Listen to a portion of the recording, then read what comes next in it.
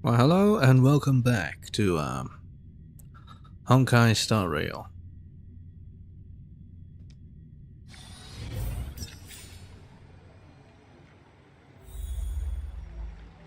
I guess I should spend some of it.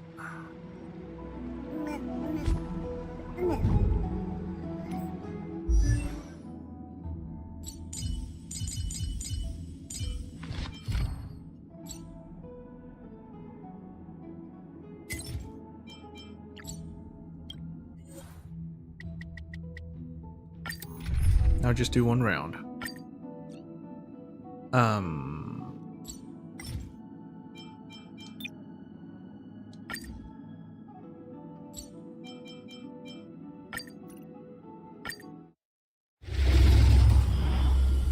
Yeah.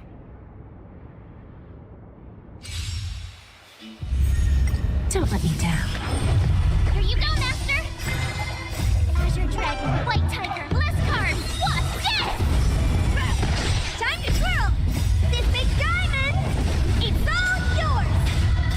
Time for a lesson.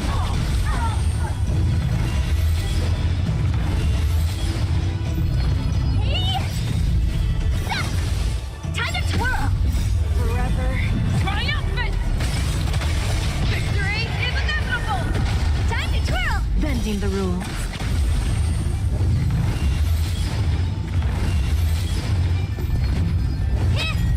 Oh, I get it! Time to twirl! The fearless knows not fear. Time to twirl! Time to twirl! Forever. Triumphant!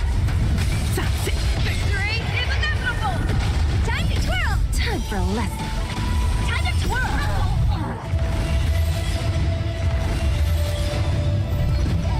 This big diamond! It's all yours! Time to twirl! Bending the rules. Time to twirl!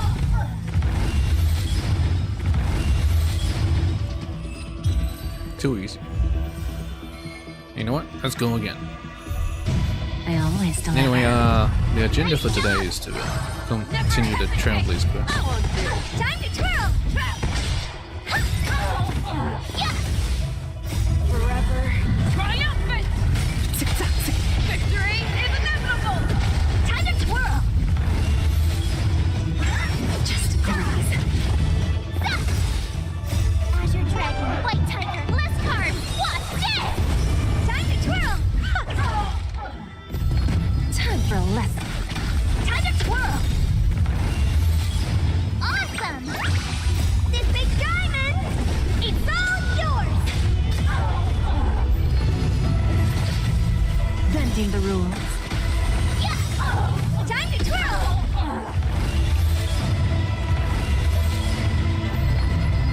Forever. Triumphant! Victory is inevitable! Time to twirl! Time for a lesson.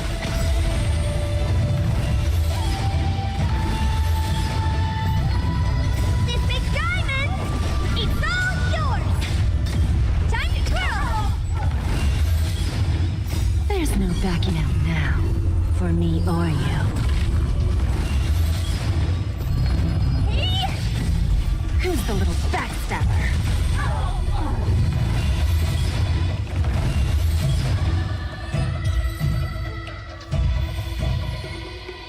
And again. I always deliver. Nice job! Never hesitate! Time to twirl! I won't do. Time to twirl! Forever. Triumph! Victory is inevitable! Time to twirl! Bending the rules. Time to twirl!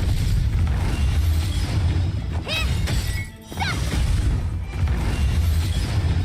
This big diamond! It's all yours! Time for a lesson. Time to twirl!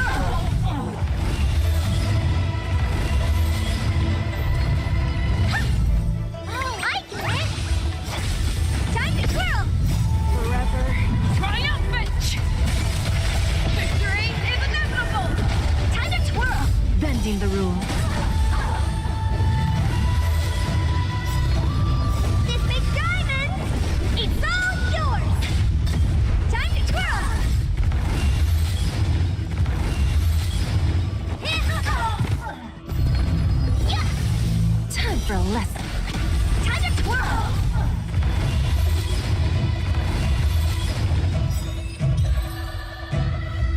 You know what I'll do?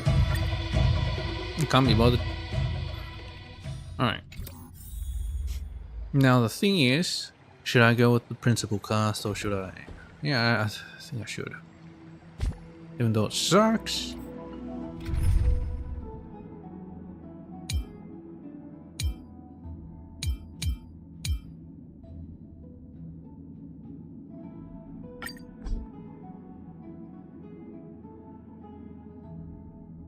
Yeah, let's go with Super Break. At least it's better than a baseball bat. Strangely enough.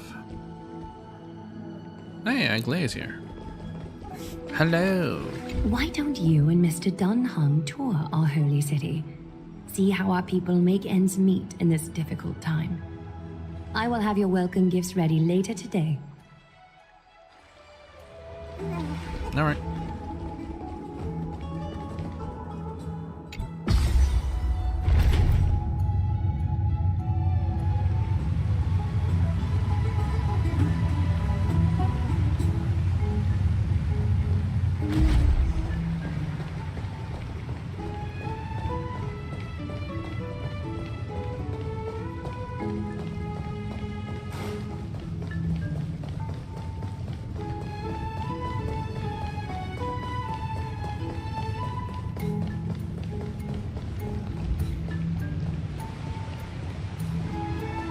Hey, Danny boy, what are you doing over here?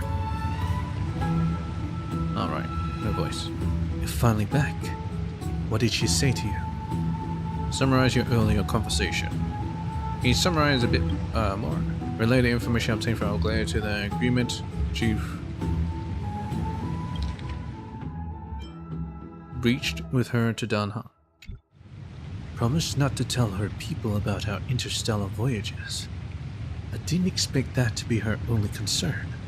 Though this is consistent with how Phanon was acting when we were at the Abyss. Is this trying to be like the Teyvat storyline? Is that it? Something is definitely off about this world. Even on a planet as isolated as Eurolo 6, the people still had an understanding of space, and even paths and aeons. The sky above Amphorius, though, is more like a prison. They clearly have advanced technology, so who could imagine that even discussing what's beyond the sky would be taboo? Do you remember the massive chaotic matter concealing Amphorius from the rest of the universe? I can't help thinking that someone is intentionally keeping Amphorius hidden. That Titans could also be related to some aeon. It is indeed a foggy situation. What should we do now? Can't stop thinking about your broken spear. Phanon promised to fix it. You can ask him about it when we see him. Let's explore the city like Aglae suggested. We help defend their city after all. This is a good chance to fish around for information while they still have a good impression of us. We can also take some photos for our records. Head to Memorial Market.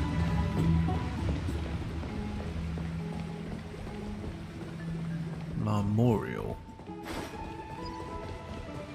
What? Oh.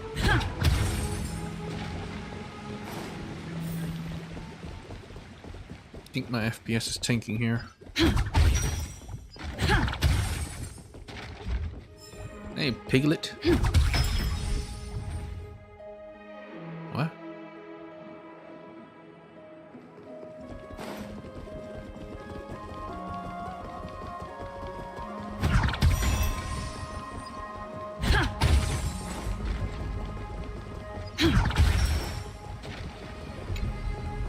I'll read that later. Looks good. The hell? Dark entrance sandbox game within President's lifetime, they can only involve themselves in a 1 trillionth of the known universe.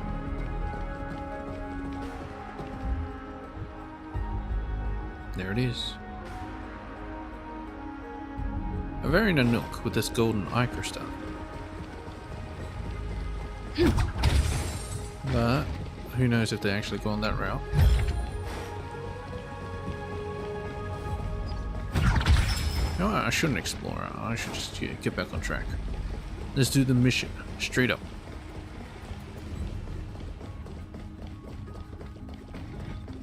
No, if you see like stairways here and just a normal, just a paved path here, which would you take? Would you take the stairs or would you take this? I personally like this because you won't trip. What the hell? Self-proclaimed adventurer. Give me your shit. The grand adventure is complete without a Dromus. Hey there, stranger. Judging by that glint in your eyes, you're a fan of Dromus just like me, right? No. I'm Iason, the manager of this caravan, Argo. All Dromas in Okima are my good friends, and I'm the one who gave each of them a name. You named all the Dromases? What does your caravan trade in? Exactly. Asterion, Euphemus, Castor, Pollux, and the mightiest of them all, Heracles. All solid names. Things aren't as calm as they used to be. If you need to move anything to Okima or find something rare, Argo's your safest bet. Trust me. Heracles is just as dependable as the Chrysos heirs. Traveler's vanity. You seem well versed in Dromas. You found the Dromas master, down to at the workshop. They all call me the Dromas idol producer. When it comes to those marvelous creatures, I'm your go-to person. The story catches your eye. Let's talk about Asterion. Asterion has been quite the journey. Starting from the time they were chosen as the first living being under the protection of Kefali, all the way to when the young Dromas began exploring the world. Unfortunately, those arduous adventures have taken their toll on Asterion, causing a deep anxiety disorder known as agoraphobia. If you ever catch Asterion seeking solace in their sanctuary, please remember they're just an old hero looking for a quiet retirement. Let's talk about Euphemus. Euphemus is a close comrade of Asterion's, and the mightiest Dromas after Heracles. He once made it to Caucasus just before the Black Tide hit and managed to salvage his legendary treasures. 4 crates packed with rubber ducks. Yeah, that was an unlucky trip, I admit. I was hoping for some real treasures in those crates, but those rubber ducks barely covered our costs. I should have popped open those crates right there and let those ducks ride the Black Tide. Okay, not too sure what they're doing with rubber ducks. But hey, it's free rubber. I don't think rubber is that easy to come across in Okima. Let's talk about Castor and Pollux. Castor and Pollux are a pair of young Dromases. Castor is a bit older than Pollux, and neither has faced any life or death adventures yet. Life or death? However, in preparation for their future business, I've concocted a cool pitch that could make them the ultimate duo. Let me share it with you.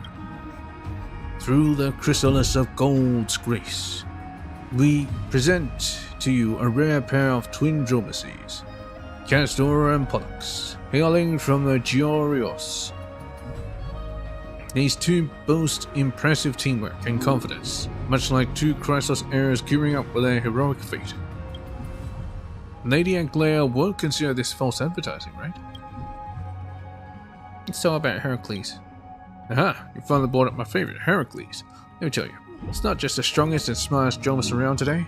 Even if Sabani came back from the Black Tide, no Dromas there would outshine him. What is the Black Tide? Is it literally a black tide? Like a black wall? Heracles has been my loyal partner through countless impossible tasks. Among them, I've dubbed the toughest 12 challenges he faced as the 12 trials of Heracles. Eager to hear more about his adventures? I penned an epic just for Heracles. Here, take a copy. Oh, wish you all the best in your business. Thank you. Feel free to swing by and grab anything that catches your eye. Catch you later. Actually, I want to buy something. Yeah, no grand adventures complete without a Dromus. Legend has it that in the era Chrysia eons ago, there was this massive airship called Argo. Its captain was also named Yason. Yason sailed the world with his Dromus buddies, helping out those in need, much like the Chrysos heirs do these days. Friend, I can see that spark in your eyes, the yearning for adventure with your Dromus buddies. Am I right?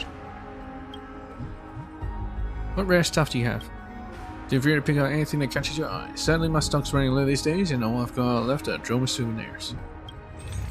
I'll take your entire stock. Veil bundle. What? No, it's consumable. I'll take it. Earth crystal ore. What's this? Oh, consumable as well. I'll take it. Red soul feed. I'll still take it. Anyway, let's read this a bit. Veil bundle. Caravans in Amphorius often sell these mysterious, loosely twined wrapped bundles. There could be unwanted trash or gifts from the Titans to mortals, with unpredictable surprises upon opening. It's said that this is a tradition among Orynyx's followers. They view such enigmatic goods as a ritual of offering pros and cons to fate, leaving the power of determining value to the Evernight Veil's capriciousness. In truth, this idea was invented by old Zagreus, and the faithful who buy it aren't motivated by piety at all. They just love the thrill of the gamble. Elation, huh? Red soil feed. High purity red soil is a rather unusual material. During the drying process, the crystallizing insoluble salts cause the entire block of red soil to harden into a compact whole. It's difficult to erode, even by wind and rain. Interestingly, for Dromuses, most delicious red soil lies right at the threshold between wet and dry. So if it keeps raining, would the Dromuses get eating disorders? In theory, it's possible, but Aquila will never let that happen, rest assured. Aquila. That's the name of the Black Flag. In the folk mythology of Amphorius, this is a mineral extracted from the fissures of Georus' divine body, Earth Titan, as a part of the Earth Titan, yeah. It still emanates a faint vitality, carrying the echoes of the divine. The mountain dwellers often polish it into various jewelry pieces as a tribute to the Earth Titan. If you put your ear close, you can hear Georus' sighs. No, it sounds more like snoring to me. That's me. Oh.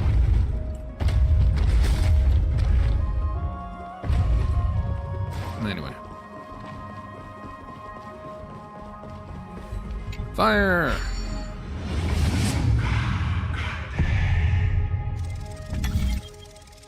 Why is it whispering? Oh shit, do I really have to do this every single fucking time? Didn't I do that just to get here? Hey look, it's lively now, no more death. So that's how it works.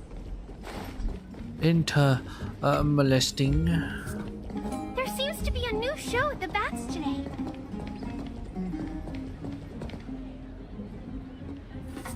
Excuse me, do you guys need help? You are... What strange clothing and accent you have. Sounds about the same. Oh, are you the warriors that followed Lord Phynon back from the frontier? No. The frontier? Looks like Phynon is helping Aunt Glea keep that secret too. We speak with an accent? There's an accent, yeah? That's nowhere near as puzzling as how we have a common tongue. Yes, that's us. Thank goodness. I hear you're both exceptional warriors, as masterful as the Chrysos heirs. Could you help us restore this column here? No. Nothing has been going right these days. First those minions of Nikedor attack, and now this column collapses right outside our home. Can we really keep going? Why don't you call up for the... fuck, what's the name? Not... Tibby? Tiberius. Well, the little bitch. Yeah, she can turn back time. She could help you with that.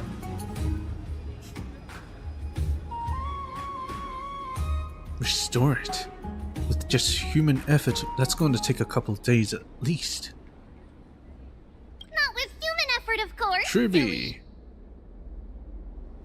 Yeah, so why did he ask us? Piece of shit. High Priest Treby. Oh, Kefali on high, our prayers are heard. We won't need to trouble you any further, kind warriors. You shouldn't have troubled us in the beginning. What the hell were you thinking? Oh, he thought we could summon miracles. I did feel something strange in me.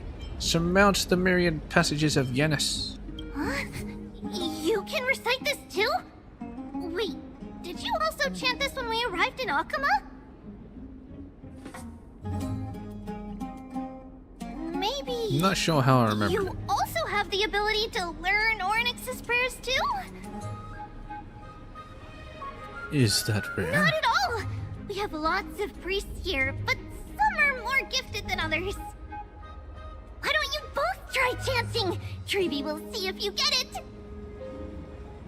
I forgot the lyrics.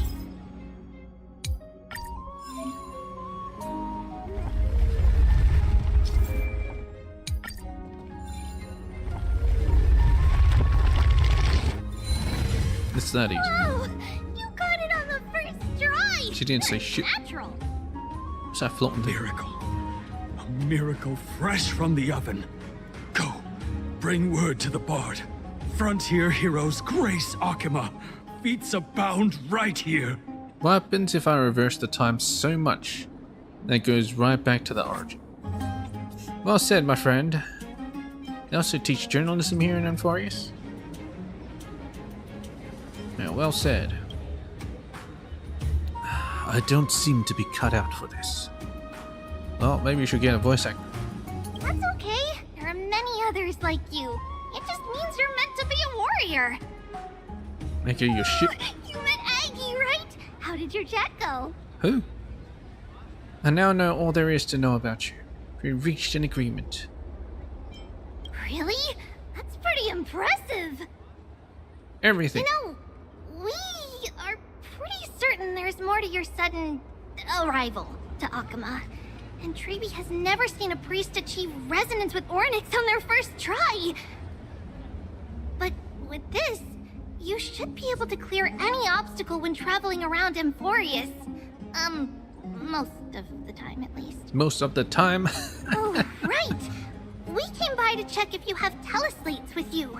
It'll What? be a lot easier to get around Akama with them. Teleporting slates? Teleslates? Pull out your phone. Is this? Pull out your phone. You mean this device? Yeah! I knew it! There are also Yanisopolis priests beyond the... beyond Akama. Like the city you're from. Let's see. This looks different, but it works more or less the same. They got Maybe phones a here? little resonance will do the trick. All set! I'll shoot you a text. Now we can contact one another with our teleslates. Only in Akama, though. Messages won't send once you're outside Aggie's web of golden threads. Web of golden threads. That is surprising. Did you think we were some backwater people who don't understand anything? I mean, You this can is also Greece. use any So. currency you have on you. Greece with Tarantin's magic. scales will determine the value of all items, so there's no need to worry about being penniless in the Holy City. I'm not gonna sell our shit. Won't that mess up the economy? So we have to pay for our own food and accommodation. Titans are really capable of anything. Huh? Were you expecting otherwise? Of course I was. Okay, We're time honored to get guests. back to work. Have fun exploring the city. We'll see you two later. Well, this time. The list of inexplicable things only gets longer. Look, someone's on the roof. Okay, what does that matter? There should be a good vantage point to photograph the city. Let's find a way up. We just jump up. A miracle. A miracle fresh from the oven! Go, bring word to the bard! Frontier heroes grace Akama. Feats abound right here! Did they say the same shit? Is that it? Anyway. Does it really work? Golden short spear. Play its path. Following captures a reround gold shows their corresponding rewards. Frontier heroes grace Akama. Feats abound right here! Try to grab it. Oh, Does it really work? oh, here it is. Wait, what's this? Hooked. Make this too sweet. I want to share with all my friends. Eating too much ones cause problems. Can I have a sip? Want to try some too? No, these jars on my ass. I'm starting to feel dizzy.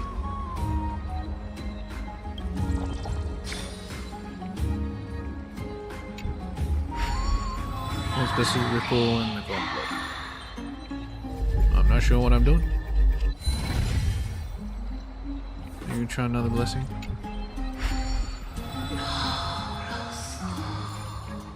Receive blessing. Blessing received. Destinies are unrefined and changing, yeah, it clings to you. Memory crystal shard. Strange crystals that store the power of remembrance appear as you journey along. The light and shadows cast by the crystals seem to play out familiar scenes. And if you place them close to your ear, you can even hear the familiar whispers, exploring Amphorius. Memory crystal shard. Now am I supposed to use it? I see. Blessing received. Caught it. Too easy. Yanis's gift.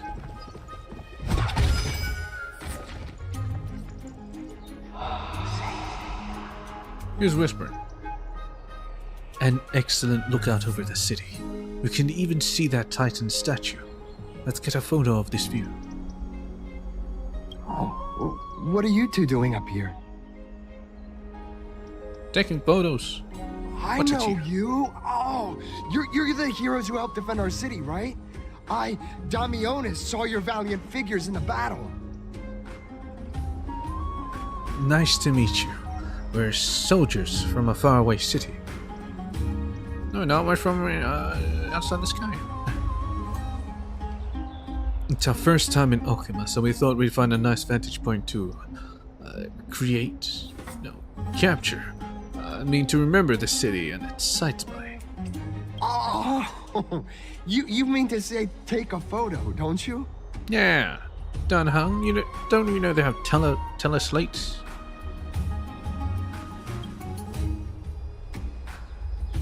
There. Try hard to hold back your laughter.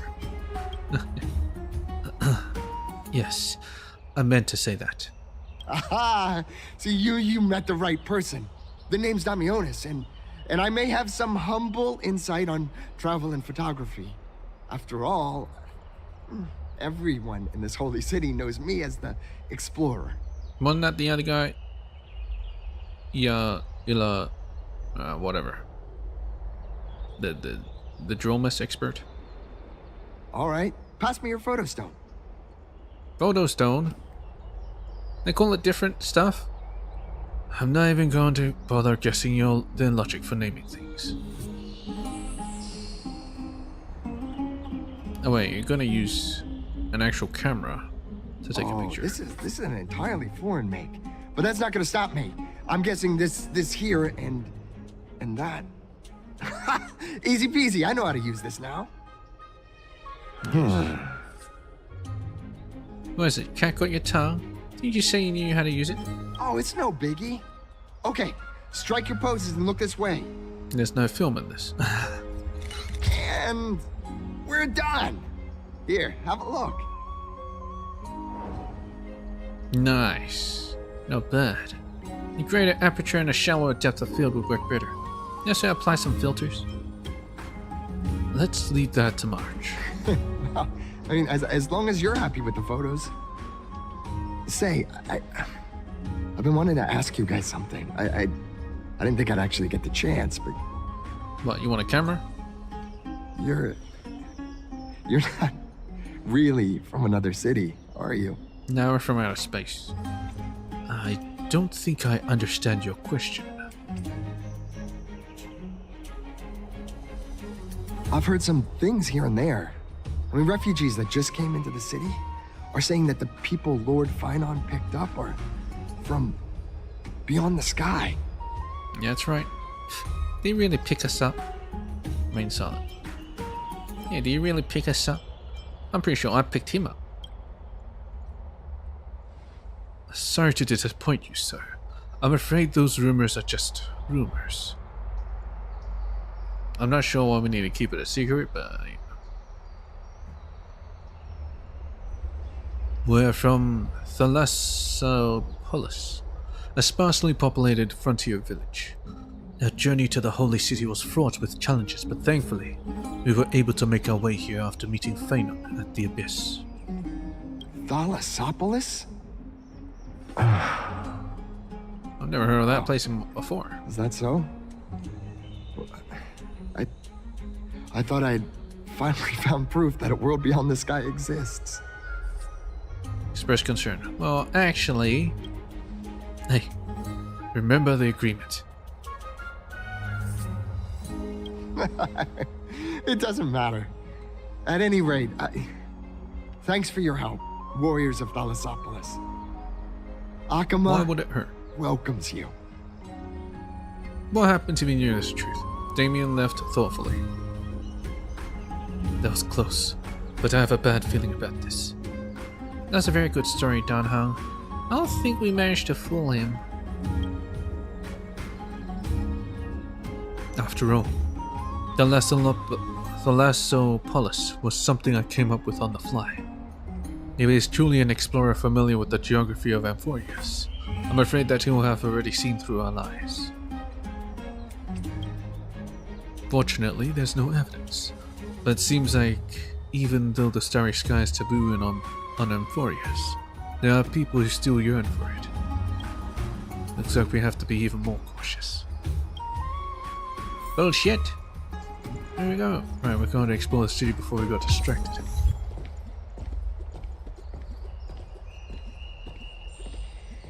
Everyone's on the rooftops. The fuck?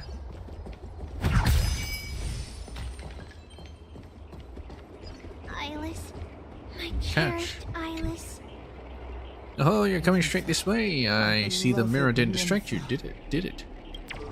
Let's leave Akama. Because there you go, it takes to potentially become a detective. Then come with me, and we'll expose the truth behind this world. Truth behind this world? They're lying to us. Peach blossoms and divine sword descend. Please stay tuned. Eyeless. My cherished eyeless. Where the fuck am I going? I don't think I'm going the right way. In passage 2. Oh. Enter hidden passage.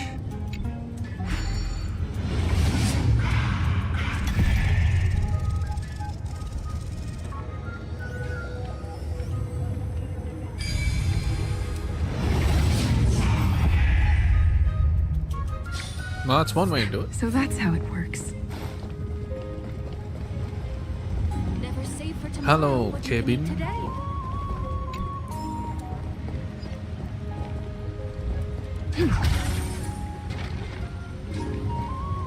Out of the shadow of the past, you've not stepped, Chrysos heir. The weight of the core flame, if you wish to bear, you must bury the past. Suspend the pain. I'll try my best, Cartonis, but why keep mentioning it if you already know I can't do it? Here, your guests are. Yeah, You Jordan. too. You're back much quicker than I imagined. I thought that Aglaya would keep you for a bit longer. Here you go. This is the compensation I previously mentioned. I asked the Oh, most spear. famous grand craftsman in the Holy City to repair your spear. Once again, let me offer my sincere apologies for any offense I caused during our first meeting.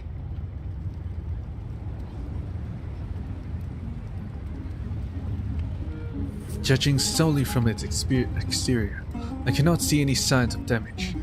It's truly incredible. The one who crafted this spear must also be a renowned master. I guess there's always someone greater out there. Although I still can't imagine a world outside Amphoria's. Or perhaps I've just never given it much thought until I met you two. So what, is Cartoonist in on this? Able You've to probably now speak heard about the openly? tripartite prophecy that descended upon Amphorius and the mission of the Chrysos heirs. For us, pursuing the prophecy is the purpose of our journey. Therefore, thinking too much about other things is unnecessary. Hasn't anyone questioned the prophecy? And who was it exactly that issued the prophecy? The reason it's a prophecy is because it appeared in the form of a miracle. No one knows exactly whose will it represents. Miracle. There's another theory that it is the whispers of Kefali before their eternal slumber. It was the Skyfather who scattered their divine blood all over the land that gave rise to the Chrysos heirs. Of course, that is just one of many popular folktales. Please, don't simply dismiss it as silly superstition. The people of this world have already experienced the transition from skepticism to firm belief, and this transition wasn't easy to achieve. Many have paid the price. I'm still skeptical. What Aglaia conveyed to us was more of a collective mission. As an individual, what role do you play in all of this, Phanon? Me? I'm still seeking that answer myself. But if the gods favor me, I believe that my core flame won't be far. Your core flame? Is it Nicodor? Your core flame? It's Nikador. Strive I'm a time. soldier who was taught how to fight at a young age. From the day I was selected by the prophecy, I've regarded the Lance of Fury as my goal. One day, I'll break the lance and take the core flame of strife. But discussing such a bitter topic is a bummer. I'm embarrassed since I think I'm the one who Take its brought it up. authority. Oh, And he'll right. become the new Strife Treby type. mentioned that Is you that it? two also use teleslates. Why don't we exchange contacts? Please also accept these gifts as a token of my appreciation. Since the weather is great, why don't you two look around some more? I won't take up more of your time. See you later. Aren't you meant to show us around? What the fuck are we supposed to do now? Hey, Cartoonist. Ding ding ding, this tall blacksmith is forging iron. In your eyes, his weapon forging process is unsophisticated, unpretentious, apart from exhibiting more strength and producing louder clang. It doesn't seem too different from the most ordinary blacksmiths ever for years. But ding ding ding. You notice a few pieces of quenched iron billets in his hands, glowing with apparently unusual sheen.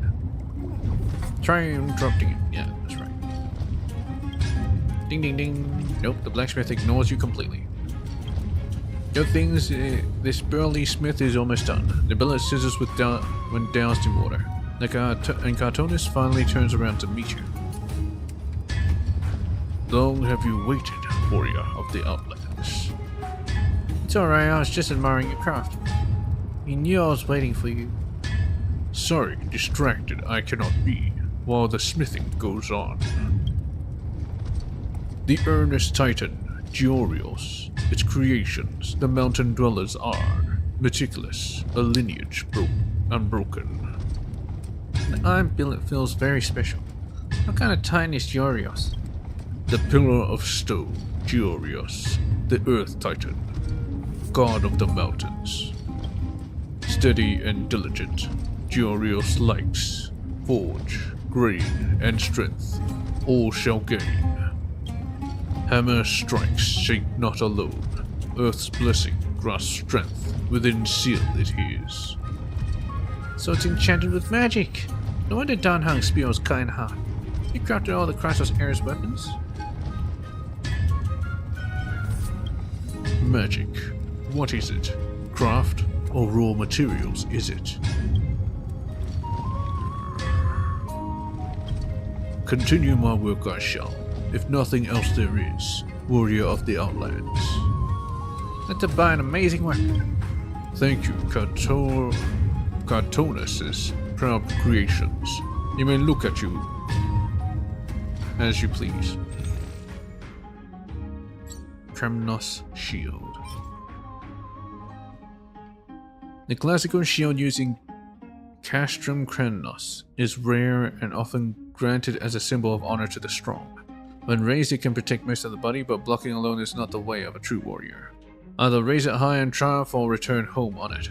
A saying mothers teach their children in Castrum Kremnos. Great Sword of Kremnos. A large weapon of exaggerated size, capable of shattering armor with a single strike. It is not made of fine iron, but rather from sharp runestones and imbued with the power of strife. Only mountain dweller soldiers and Titankins can wield it. As for humans, with enough training, they may have a chance. It's not only fine iron that makes a weapon, and it's not only heroes who can be soldiers. There we have that. Steel Claw Dagger. Steel Claw Bleach, known as the Blade Rock Velvets, were a type of dangerous creatures once found in the ancient lands of Castrum Kremnos. The beast had exaggerated sword-like claws capable of slicing through finely crafted weapons in a single swipe. Although now extinct warriors have crafted weapons mimicking the anatomy of their claws, with unique blades that cause wounds to bleed continuously. It's called AIDS. Most creatures stop fighting when they die, but this one doesn't. Oh my god, the AIDS persist even after death. Now that's scary. Actually, shouldn't there be like books around here? Like a bookseller? Ancient artifact shop owner. You got books? Theodoros. The last Chrysos Aerodolium just got snatched up, dear customer. That's what you came for? I'm sorry for the disappointment. Where's that Chrysos Aerodolium? Does such a business exist? I placed an order for a dolium 10 years ago, and it still hasn't arrived. My apologies once again. Even though my shop has been around for a decade, most recent visitors have been on the lookout for my Chrysos Aerodolia, and I've never managed to keep enough in stock. Was it figurines? As for the origin, one day while spotting Lord Phanon patrolling the city, I felt inspired and painted the epic tales of Alchemist Chrysos Ares on the dolium. Well, it's like this? Like on the plate? Their courage and elegance must come from the fluttering wings of Mnestia, the chrysalis of gold. The magical powder must have imbued them with such perfection. Naturally, my Dolia carries this same honor. Now fans of Chrysos Ares flock to my humble shop on sale days. Honestly, it's all a bit surreal to me. Not too long ago, I was a struggling artist and lost in my thoughts, setting up a booth in the plaza across the street, painting on Dolia here and there to make ends meet. After the frenzy over these Chrysos Aerodolia, I opened this shop and gained some recognition. Tomorrow I'm off to the Memorial Palace to paint a portrait of the distinguished elder's grand birthday bash. However, something feels off. I get where that comes from. Isn't it amazing to achieve both fame and fortune? It's remarkable to see someone as young as a new crescent moon with such profound insights into life. Let's just bask in the bright light of the lucid hour and forget the days of sorrow. Third of the 5 moments. Apart from the Dolia, I also offer a range of ancient artifacts I've gathered from all over. If anything piques your interest, just let me know. Nah, shit. Chrysos Aerodolium. Ah, that's one of the phases? Well, it's probably a bottle. A dolium crafted via traditional Amphorius crafts. Its surface adorned with scenes of past heroics by Chrysos Ares. The neck and base feature intricate geometric patterns. It serves both as an everyday water vessel and as an offering in rituals. We use it to hold water, to make offerings, and to tell the stories yet unfinished. Onyx Slate.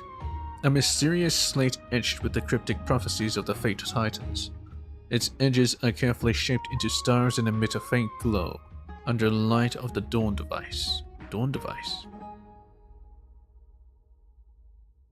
According to legend, those favored by time may glimpse unknown pasts or futures within its depths. Oh wait, there's more.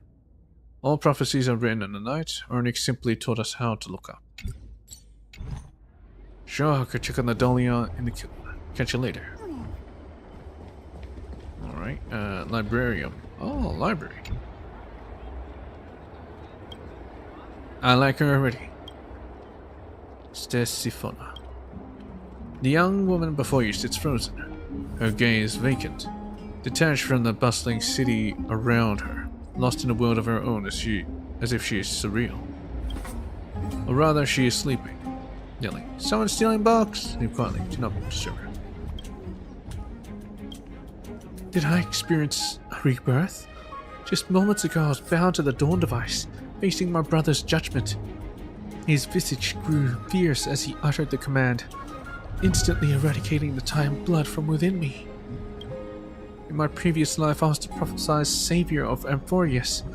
My birth instilled hope in every faithful disciple of Circe's, with the grove sparing no expense in bringing me up for the day when I am prophesied to stand against the encroaching black tide.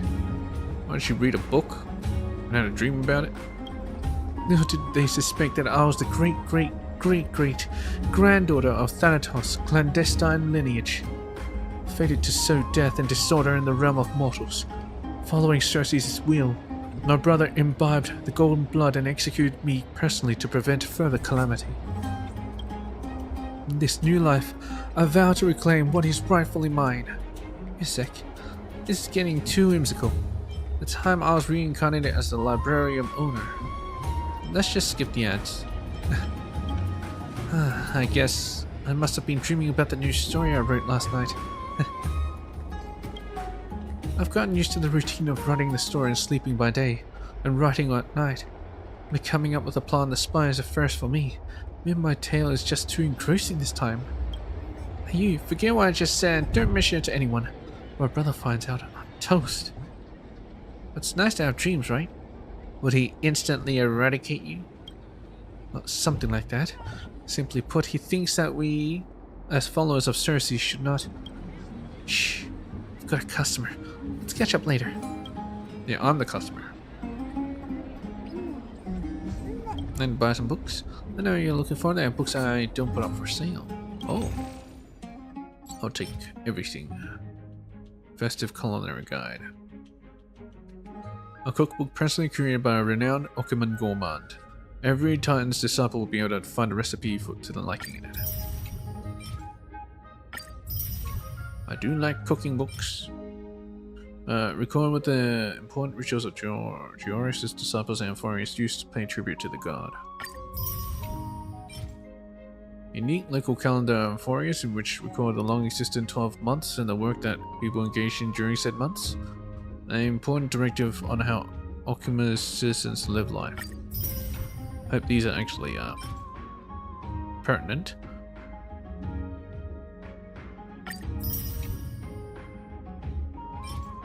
About balanced coins, a brief introduction to Amphorius' local currency, including a historical anecdote. A collection of poems written by Lipos, detailing his experiences in different areas as a traveler from another land. Cool story. Anyway. Restaurant owner. Oh, time to get some. Outlander customer. What? I just don't get it. It's not enough to eat lying down, and now I have to consume the ingredients in a specific order in a single dish? Please calm down. This classical platter you ordered is a traditional Okima dish. Historically, to fully appreciate its flavors, people used to follow... Wait a sec, I came here to eat, not for a history lesson. This is a restaurant, can't you just focus on serving food? If you're all about giving lectures, why not do that outside the Memorial Palace? I apologize for any inconvenience, but food isn't just about the chemical excitations on your tongue. It's also about finding spiritual comfort. Without understanding the historical and cultural significance, it's... Stop it. I've had enough. Are you nuts or what? I already told you I'm not interested. Oh, I see. Oh, I get it now. You're trying to mess with an outlander like me, aren't you? Fine. I won't be eating here. I want my money back. I meant no offense, dear customer. If you really don't want to learn about history, I won't push any further. In a fit of rage, the customer hurls his hand, sending the plate on the table crashing to the floor with a loud pop.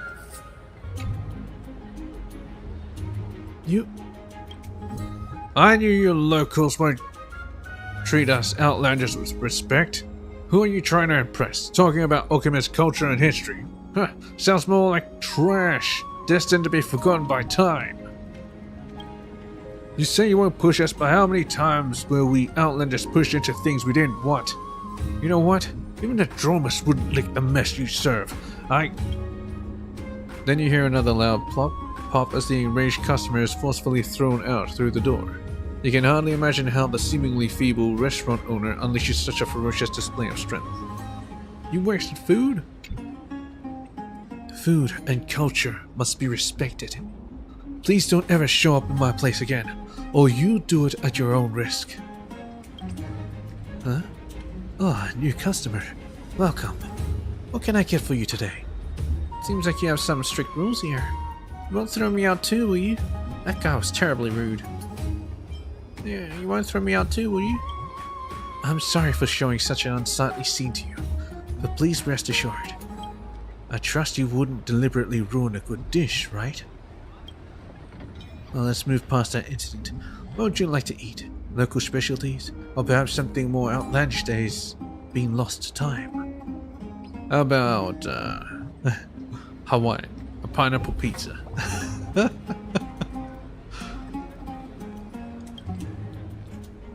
Well, let's deal with eating while lying down. Local specialties, foreign dishes. Let's just do take out first. Dromus steak. Oh my god, they eat the Dromus? No! A classic Okiman delicacy. Grilled Dromus steak. Best served on red soil for the most authentic flavor. Much like cattle in many worlds, Dromuses used for meat are technically a different breed from those used for labor. This variety of Dromus has tender and flavorful meat, but if not prepared properly, it's about as enjoyable as eating red soil. I heard that the mountain dwellers who revere Giorios never eat Dromus meat. Is that true? Balderdash, mountain dweller. I am. When hungry, eat anything, especially if it tastes good.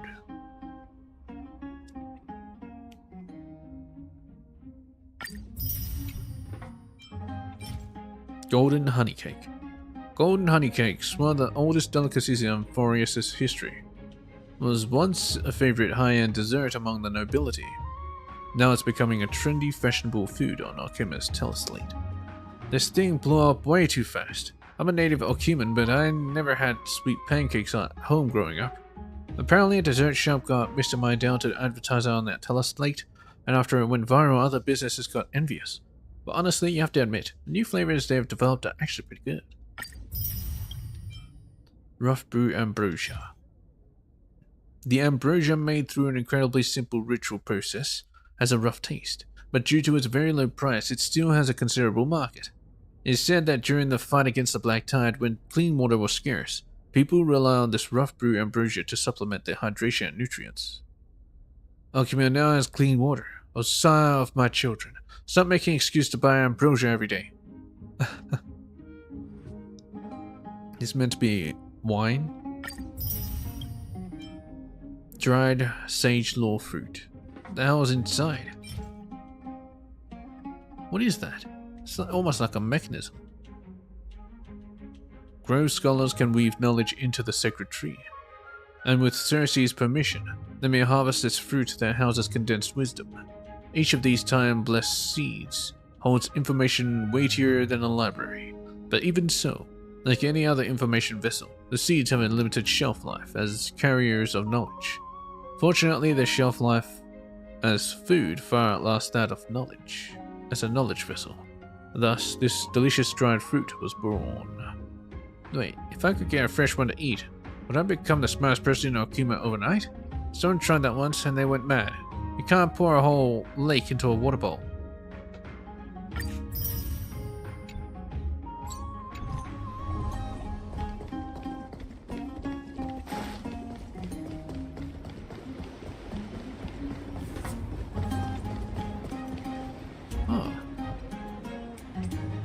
It's making these things keep smashing. Alright. Let's fix this up. Can a shattered sculpture really be made whole again? You're keen to test its resilience, and the chance they might just be a hand.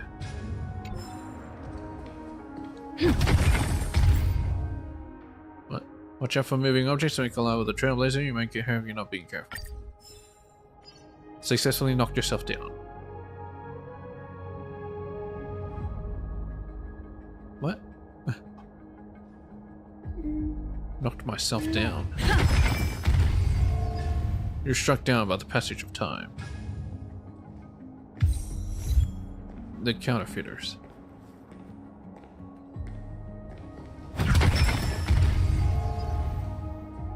But what bad intentions could an object possibly harm her? What?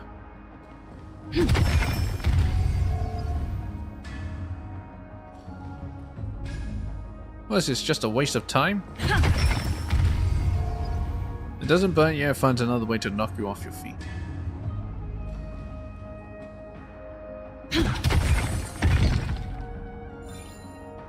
From a feel of smashing a sculpture, it seems indistinguishable from a new one. Perhaps you should try again.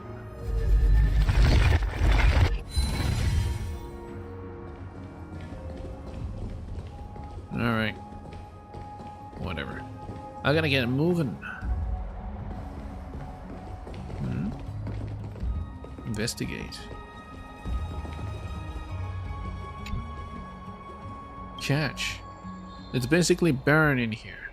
Nothing to write home about. They don't even have lamps for these pillars. I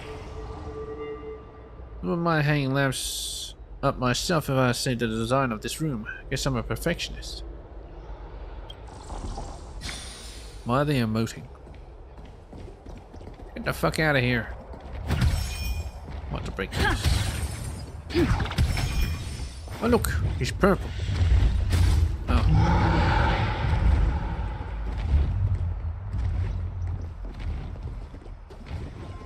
Dromus workshop. We'll talk to Dromus later.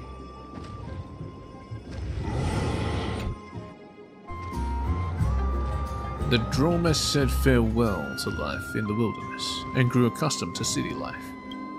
They happily march for 3 days and nights as long as there is soft and fresh red soil.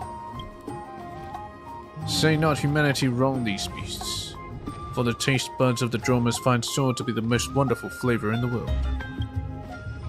They like eating shit.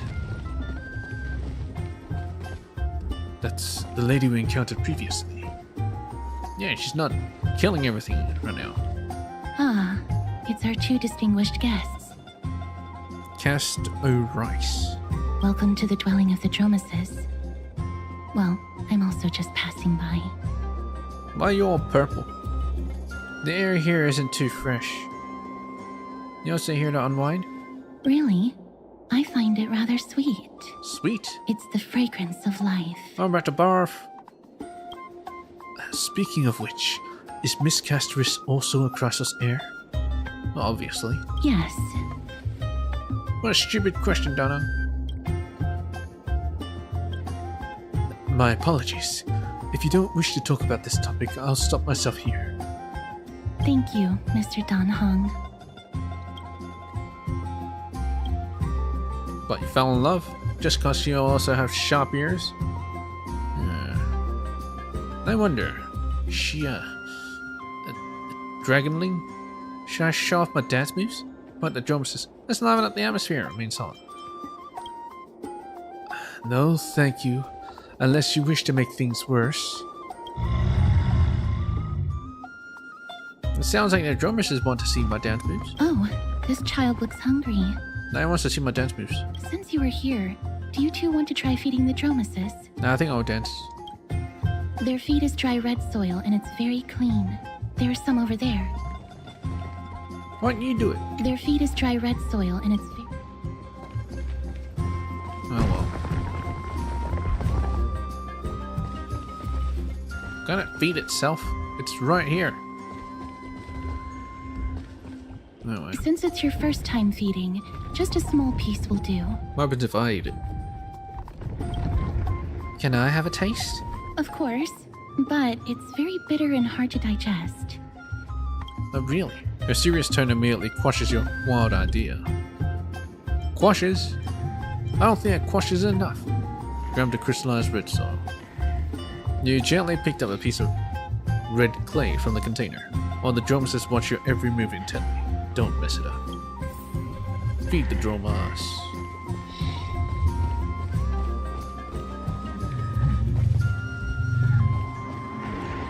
Yeah, you want to eat Their it? feed is dry red soil and it's... Grumph. The dromas let out a slow but joyful sound, clearly anticipating your performance as its new caretaker. Should get what it wants so easily, or offer the feed to Don Hung. Yep. That's not going to happen. Darn it. Where do you learn to read minds?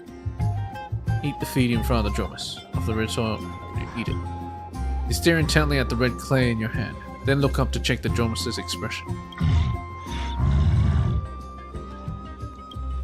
You see confusion, hesitation, and perhaps a hint of hidden defiance. The big guy looks down at you, as if to say, "Do you have the guts, little one?" You've never been underestimated by an animal in your life, though your life hasn't been that long. Now there's probably only one way to save your dignity. You take a bite from the red cube. Next to you, the two spectators who witnessed this gasp in disbelief.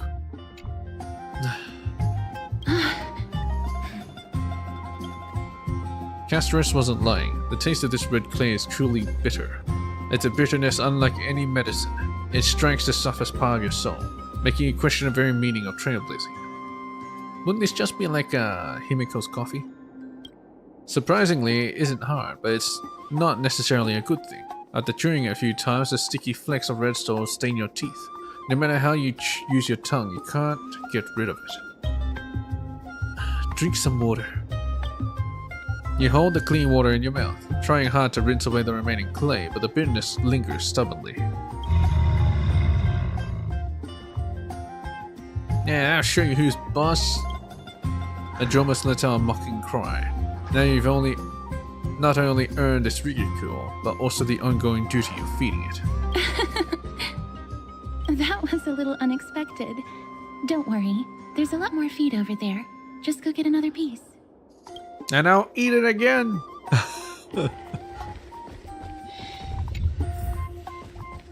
Try to feed the dromas again. Look down on me, will ya?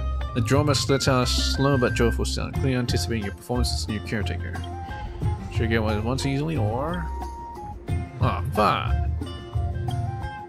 Offer it to the droma.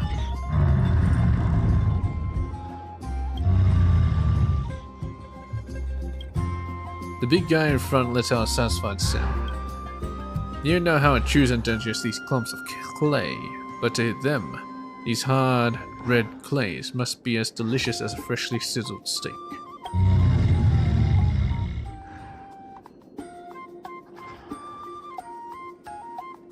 It looks very happy. Perhaps you could try petting it? Gently pat on the head. Rub its neck with some strength. Yeah, let's do some strength. Yeah, it likes that, doesn't it? It seems to enjoy it a lot.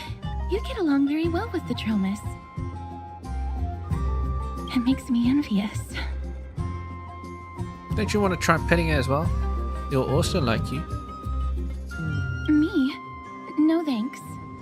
It's all right. Want me to pet you then? Miss Castorus, are you concerned about something? Since we've just arrived in this area, we hope to build closer relationships with everyone through our actions. Please don't misunderstand. When you helped Akama, you already showed ample goodwill. It's just that I am not too good with social contact, regardless of whether it's with people or with these children. Children? What? So please don't take it to heart. Alright, Cascade. Take a photo of the dromas as well. It's rare to encounter such an amazing creature. Would you two like a photo with this child? In that case, I might be able to help. Well, want you in the photo too. Do you enjoy taking photos? You don't have to force yourself. Yes, it is an interest of mine. Alright then. Thanks for your help. No problem. Please place the photo stone on the ground. On the ground? I'll just hand it to you. Let's just do as she says. You put March 7's camera on the ground and Castorus bends down and What pick it up. beautiful colors. It's very cute. The aperture, exposure index, and preset filter. Although it looks different on the outside, it actually has the same internal structure. There won't be any issues. All right, get into position. And we're done. I hope that you like it. Seems like she got used to it much faster than Damien did. Castorus gently placed the camera on the ground and you bend down to pick it up. Wait, what? But what's the reason behind using the black and white filter? And also, I kind of expected to get its face, but you know, whatever. My apologies. It's just personal preference. I like black and white photos. If it bothers you, I can take another photo. God damn it. That won't be necessary. This is fine. No, it's not. I'm glad that I could help. We need colors. Then, I'll take my leave now. Please continue playing with the Dromasis. I don't know what color it is. It's purple. Like every other one. That was a little strange. I'm a mysterious lady. There's even a stand-in photographer in the script? Why are you speaking like a Stellaron hunter all of a sudden? You could say Miss Castorus is not very talkative. No, that's not it. She's just a little elusive. Even when we came across her previously, she avoided having physical contact with others. These Crassus heirs all have wildly different personalities. In comparison, Phanon seems like the most normal one. Oh, yes. Oh, they're actually DMing me. 3B Danhang and Cascade's group chat. Hello, Danhang, Cascade. How's Memorial Market looking to you guys? We've wandered plenty. Plenty of interesting people. Wandered plenty. Ran into lots of interesting people and things. That's nice. As long as you enjoyed yourself. The baths have also returned to their original bustling state from before the war. Once you're done walking around, come find us back at the Memorial Palace. Aglaia has prepared a huge gift for you. Huge? Was it my ship? To return to the Memorial Palace, or do you want to wander around for a bit more?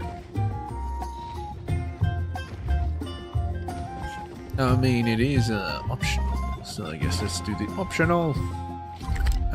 Where is... What the hell is this? Well, let's go around this way. Maybe we can... Ooh. Take this.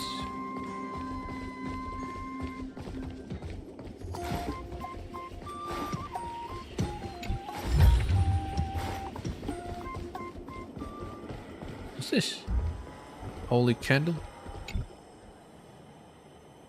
The device before you resembles an extinguished torch. You look upon it and find yourself filled with an ineffable sense of affection. Ignite it. As your hand draws close, pure bright spheroid expands, rising from the bottom of the device. What principles are at work here? You find yourself utterly befuddled. The spheroid has successfully returned to its original position. As the golden fluid on its surface flows slowly, it forms a wondrous halo. Just as you carefully observe the changes in the torch at the top is reigniting, you feel strong vibrations coming from beneath your feet. It's a trap. Girl, I thought the commotion I felt in the workshop just now was something happening with the beast down there, so I came rushing over. And I didn't realize you actually reignited Giorius's holy candle. What's the issue? Giorius's holy candle? Through the old man's excited explanations, you realize that this holy candle is an offering from Giorius's followers. It was eventually abandoned for unknown reasons. But the chest next to it. Can I touch your treasure chest? What's up with this chest? Since you rekindled the holy candle, then this must be Giorius's reward. From the dust on its surface, this must be a treasure that's been buried deep. Giorius once used divine powers to command the land to offer its bounty forcibly. Such events have also been recorded. I just didn't expect to witness the legends with my own eyes. I am truly fortunate. Ah, little girl. Alright, little girl. Someone's gonna get back and handle this flock. May Giorius bless your path.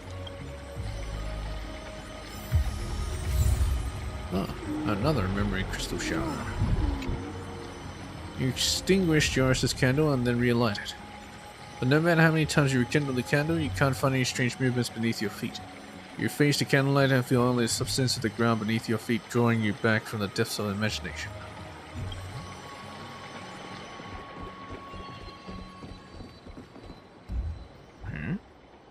Oh. Is that all?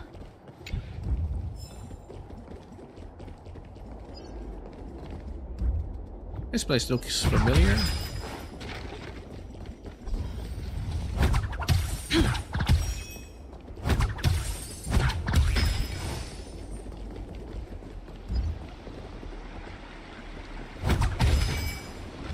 Investigate. The murals record in simple and delicate carvings in the stories of Kephale, creating life and building Okima.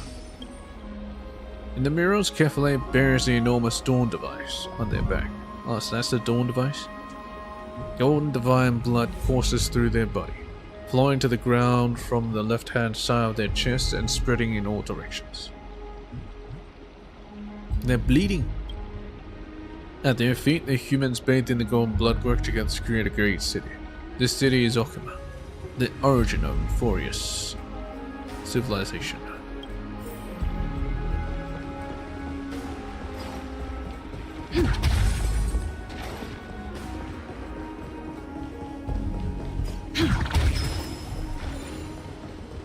Oh my god. Tributes, come clean this up. They help the fallen pillars once again able to take the duty to carry the sky, but nobody bothers to ask whether it's willing. Now restored, you cannot help but wonder, isn't its entire existence a little redundant? But the only answer you receive is endless nothingness.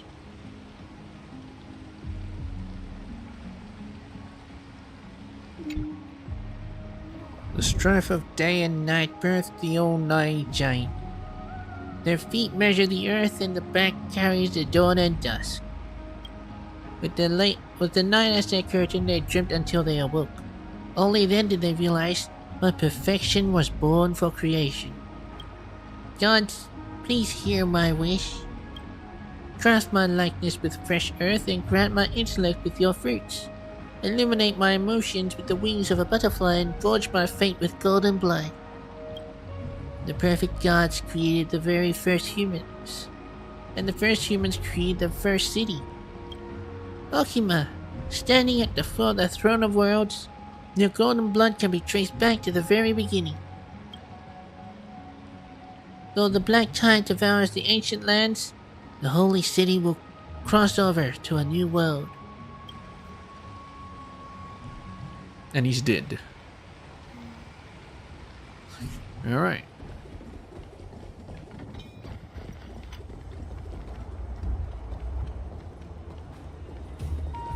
Oh, is he also after them? Ma'am, this item of yours is new. Completely new. Dolius. There's no doubt about it. That's impossible. This is an heirloom that's been passed down by my ancestors. Where's Theodoros? Get him over here to take a look.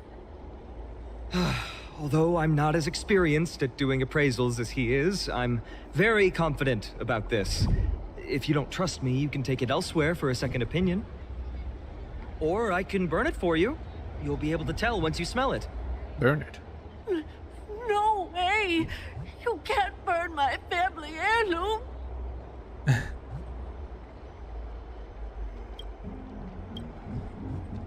I never would have thought that Phanon had such a hobby. He seems to be dealing with someone difficult right now. Let's leave him to it.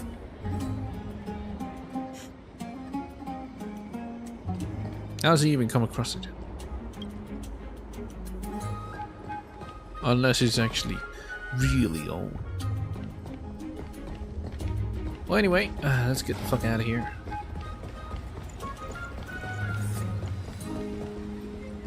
Might need to take a break and get some water. There seems to be a new show at the back.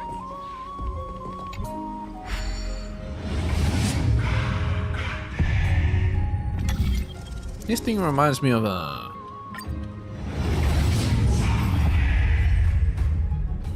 Warframe. A little bit. The Whispers. Hey, are you in the forum? Yes. Forum? Which one? The one about the rosy celestial maiden? It's getting more popular by the minute. I don't see you in there yet. Hurry up. It's filling up quickly. Rosy Celestial Maiden. Rosy Celestial Maiden. Forum. Who's debating what? I'm starting to get a little curious too. I have a strange feeling about this. I hope that it's not what I think it is. Let's go take a look.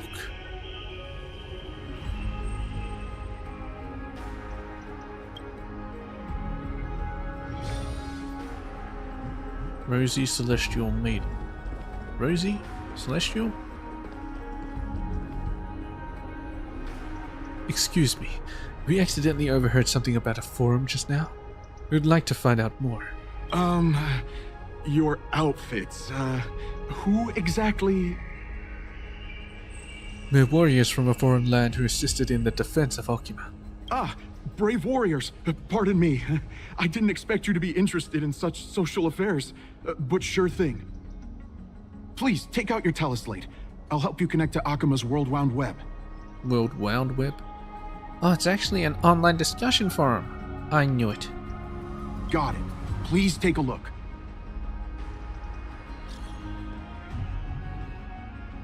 Sky Breaching Explorer. As I said, the Rosy Celestial Maiden doesn't resemble someone from Amphorius no matter what. It's an alien. And there are so many wonders you don't see in Amphorius in that photostone. A world of snow, countless small boats in the sky, splendorous skyscrapers. Oh, shit. It's the camera. It still has the saved pictures inside. And it's March.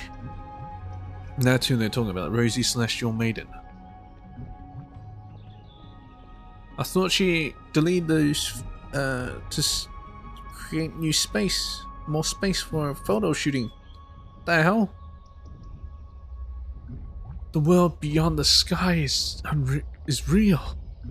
Her hair was pink, and she wore a short blue blouse, and her eyes were as the sea reflecting the light of sunset. Is this seriously not Nestia's human avatar? Lady Aglaya is Nestia's ambassador. Just want to be a mannequin. Zagreus gave me money. Nonsense. Harry said that the Rosy Celestial Maiden isn't from Amphorius. She's from beyond the sky. Now I'll admit, and I've read a great many unofficial historical records, but the skyship calamity is not an apocryphal tale. It's a tragedy that really happened. No one can pass the sky dome while Aquila maintains their baleful gaze. After all, it's questionable if any world beyond the sky even exists. Even the existence of the Rosy Celestial Maiden is in dispute. I still have a few attires made by Lady Aglaya herself. Hope I can make this Rosy Celestial Maiden's acquaintance with these supreme garbs as a gift. I told you I saw with my own eyes. Really? Then I saw Nicodor and Kephalek clasping hands in a gesture of peace with my own eyes. My dear explorer, you're speaking drivel.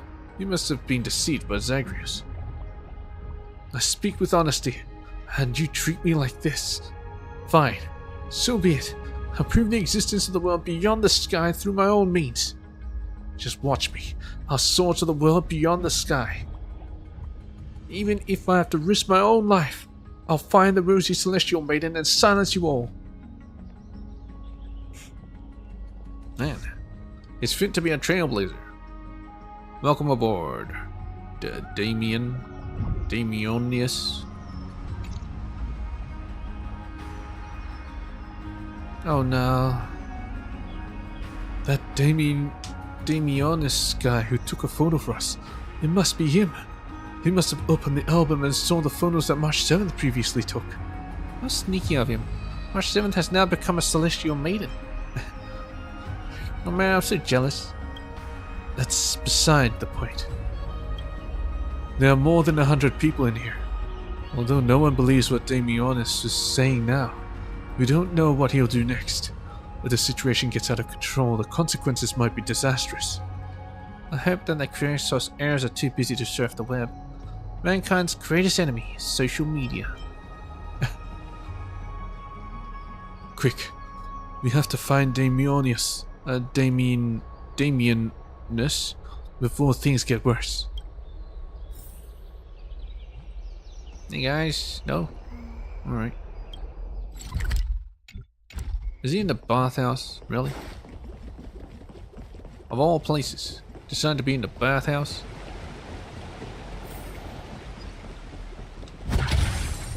Old liar. Oh. I'm fine. Dad, I want to have a water fight. There's so many people all of a sudden. At a time like this, why not ask around? Where is the celestial maiden? Alchemist's light. Rosy Celestial Maiden. Just from this name alone, I am able to imagine your beauty. You must be the incarnation of Nestia. Oh, you caused me to sink deeper and deeper, unable to get a hold of myself. You haven't even seen what they look like. Is he simping over a name? Oh, beautiful Celestial Maiden. How can I ever win your affection? With snacks, plushies, and cute clothes. Have you seen Damionis? March 7th is really that simple in your eyes. Let's get to the point. Have you seen Damionis? Damius? Ominos? Yeah, that's no, right. I don't know what you're talking about, friend. Pretty hard to say the name. Right Damien. now, I only have the rosy celestial maiden in my heart. I wonder what he drank. Someone should calm him down. Let's go and look elsewhere. Door open.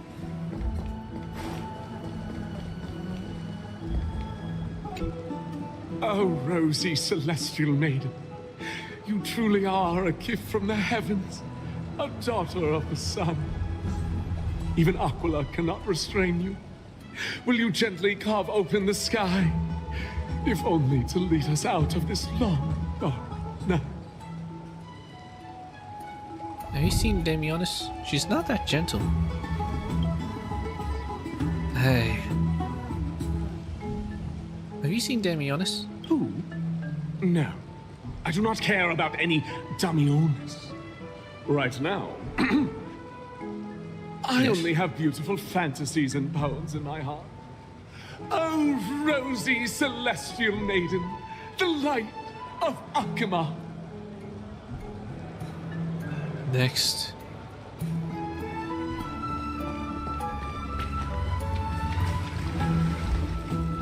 Main talk is all just a lie. They're jealous. They're jealous of the celestial maiden. Yeah, what are they selling here? Busybody.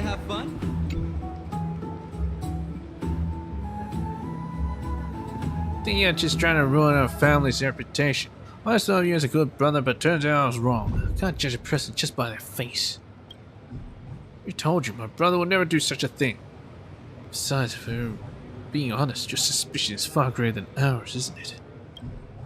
What? How dare you slander me like that? Are you looking for a fight? You were the one who provoked me first, and now you have the nerve to lose your temper? The tension between the two keeps building. You watch closely, not wanting to miss the exciting moments when the fight kicks off. Friend, you seem quite intrigued. Would you like to know what exactly they're arguing about? It only takes 50 balance coins. I explain everything, including the background, clearly to you. Forget it, I'm not that curious. Alright. Consider a gesture of friendship. I'll give you this information for free. Here, that young man who looks like he might explode at any moment. His family runs a general store. Their main business is supplying expedition teams with provisions when they head out of the city. As for that gloomy guy who looks like he hasn't slept in 3 days, he belongs to a fairly well-known local expedition team. He's actually the younger brother of the team's leader. A while ago, their squad went out to explore a new area. By sheer bad luck, they ran into the black tide, and casualties were severe. After barely managing to escape with their lives, they tried to gather themselves and head back to the city, only to find that there was an issue with their supplies. The backup food was all near expiry and about to spoil, and the medical kits were put together from leftover scraps. Clearly, there was an inside job. These two guys, in order to investigate, came to the bath to gather information. They found out that the captain of the expedition made some secret deal with the old shopkeeper some time ago, and that's when the argument started. I'll say it one last time. Stop causing trouble. Use your wooden little brain and think carefully about what you actually came here to do. Am I being unreasonable? Clearly it's you who's guilty and trying to change the subject. Nice try. Look at that. Those two have grown up together. Years of friendship, and yet when something like this happens, it's just like a chimera biting another chimera. Just as messy as a mouthful of fur. That message wasn't from you, was it? Are you really not a masked fool? The masked fool? What's that? Sounds intriguing. Could you tell me about it in detail later? I say, you two, don't you think that's enough? Everyone's staring at you now. Are you sure you want to keep this show going on? Huh? Weren't you the one who told us? Are you questioning the information I provided? That's not what he means. It's just that you're making a secret deal comment is a bit too vague. Exactly. Which is why you'll have to figure out the rest yourselves. Or do you expect me to break it all down and explain every detail? That would cost you extra, you know. Fine. Since you worked so hard entertaining everyone here, I'll throw in a freebie. Take a good look at the medical expenses for the expedition team over the past few months. If you're lucky, you might catch a big rock rat. What? Uncle Livius would never. I see. Thank you. Let's go, Ifris. We'll talk later if you need. Thank you for your visit, and we'll look forward to seeing you again next time. Alright, the noisy ones are gone now. We can have a good chat, can't we, my outlander friend? The Lassopolis, right? I haven't heard of that name before, so there's a city like that in Enforius. I've seen a great many outsiders and know plenty of things, but judging from your novel appearance and unusual behavior and... Come, talk to me about your home, friend. I'm very interested. Wants to gather my information? Hi there, want an apple? Curiosity is a treasure. Don't ever lose it. Chance to meet you, want to chat? I'll be here anytime for free, too. Seek information. Want to have some fun, and you found the right person. Don't worry, I run an honest business. My intel is always clearly priced, and I never scam a friend. Like commodities note. Paper note purchased from commodities for 500 balance coins. Remember that it contains shocking information. Even give you 1% discount on your precious friendship. 1%? Oh, nice.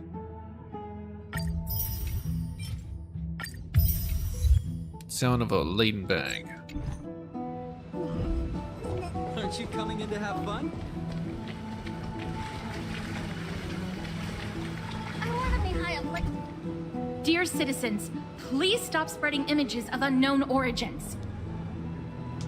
What? Please wake up! The Rosy Celestial Maiden is a lie crafted by Zagreus as a prank. Trickery We time. should follow the lead of Us Lady fools. Aglaya and not subject ourselves to such mind-numbing fantasies. Have you seen Damionis? It's not exactly a lie. Don't stir up trouble. Seen Damionis? Damionis, that explorer who thinks very highly of himself.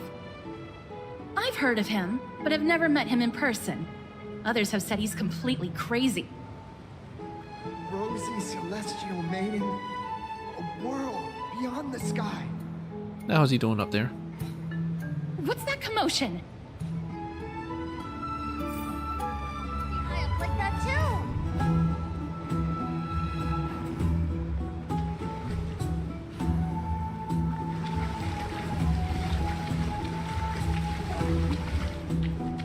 Damionis, don't jump! I'm coming! What are you folks going to do next? Hello, baby. How's it going? Anyway, I'm going.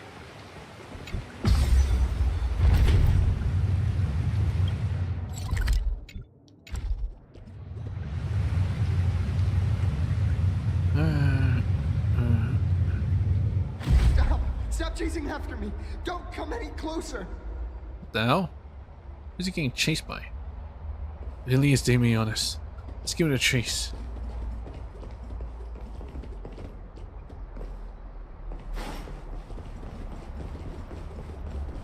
Maybe this thing can give chase.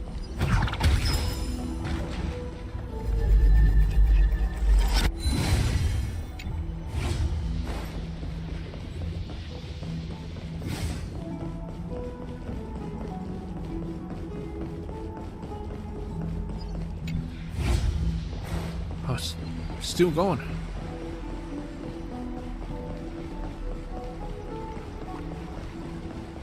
Aha, got you now. Looks good.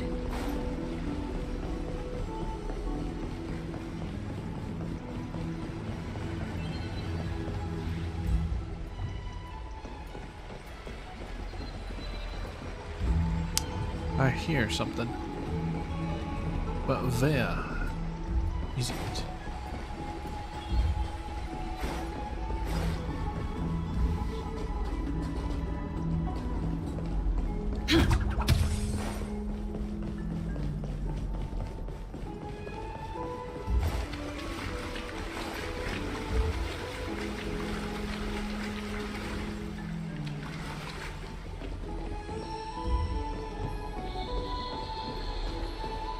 Very strange. I hear it, but I don't see it.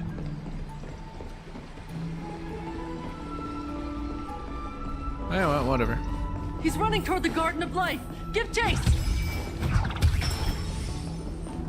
Don't leave him alone. Oh, roar? Hello? No? Alright. That guy barged into the Chrysos Airs baths? He was just shouting about the Rosy Celestial Maiden? Maybe we should go home to stay safe.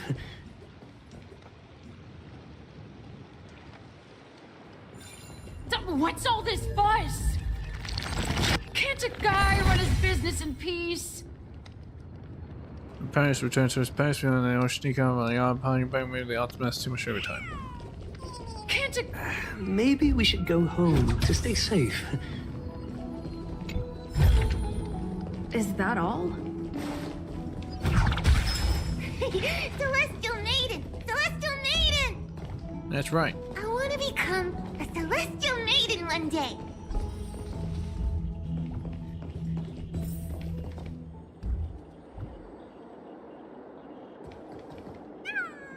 And there he is, he's being cornered. Citizen, calm down. Don't do anything foolish. This is the Garden of Life, the holy ground of the Bow of Rift. Are you trying to defile the gods? Defile the gods? No, you guys are completely wrong. The wise Circes will be proud of me. Just watch. Just watch. What's he doing? What? Are you gonna jump? What's he trying to do? Let's get closer and take a look.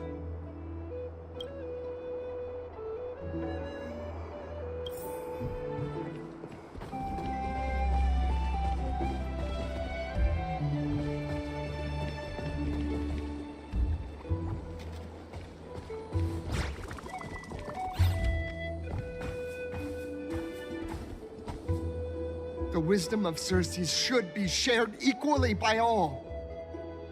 I, Explorer Damionis, shall put on these wings today and touch the sky, proving to everyone that a world beyond the sky exists. Wings? Where's your wings? That's right. Right here, right now. That is a giant flying amphora! You're going to fall to your death! Ridicule Giant me all flying you want. amphora? I shall prove myself and remove all doubts. Use the clockwork tricks on him. Yeah. Clocky doesn't react, because he doesn't exist. You can use a Penaconian key to open an Amphorian lock. That's wishful thinking. I think he's gonna die. You think he'll succeed? Yeah, I think he'll die. We can't stand by and watch him die. Let's go. You two are the distinguished guests of Lady Aglaia? This last pass, nice. Mr. Damionis, please calm down. Don't act rashly. My dear friends, I know that you must have your own reasons to hide the truth. I shall not make things difficult for you. But thank you for showing me the image from beyond the sky. Now I shall embark on this earth-shaking undertaking. Damionis always follows through on his words. True Trailblazer. We believe you. We really do. You've really misunderstood. Save your words of persuasion. I've made up my mind. Since appeasing him did not work, it's time for a change in strategy. Your efforts are meaningless. No one will remember you. My friend, your tone has betrayed you. I understand that you're trying to persuade me to stay. A clever fool. That's how to describe people like him, right? I'm almost moved by his persistence. Save your words. Aquila, feel my wrath! We're running out of time. Danhang, what should we do? If we don't take action... It's a human life after all. There's no choice. Let's just tell him. Damionis, you're right. A world beyond the sky really exists. What did you just say? That's right. So, I was right?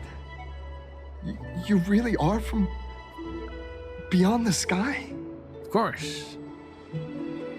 We are bound by a pact. I cannot reveal the truth to you. A pact? You can't just scoot off. So that's why he called you distinguished guests of Aglaia.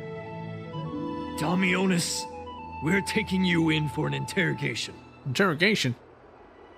Damionis dragged away by the guards before he could finish his sentence. This is not going to go well. What would happen to Damionis? He learned something that he should never have learned. We can only hand him over to Lady Aglaia for judgment. She's gonna wipe his brain. Instead of worrying about his safety, perhaps you guys should worry about the impact of the rumors.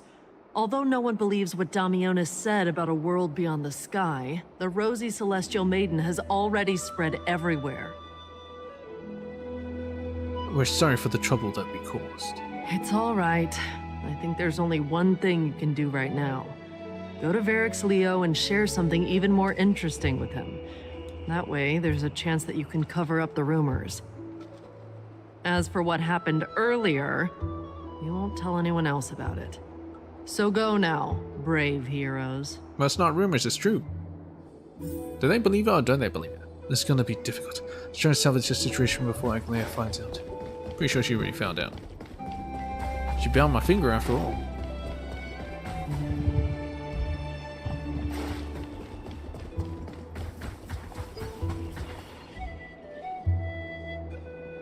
What's this?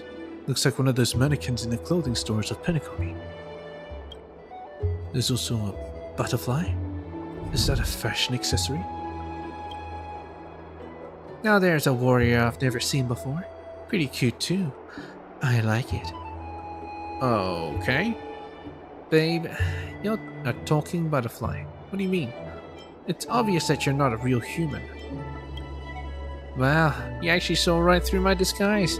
Don't tell me you're my lady's priest, are you? I haven't seen them in a long time. What a shame. If you were also nymphs, we could also have a lot of fun together. What the fuck? How intriguing. We should catch these nymphs the next time we encounter them. Perhaps they can help us better understand Amphorius.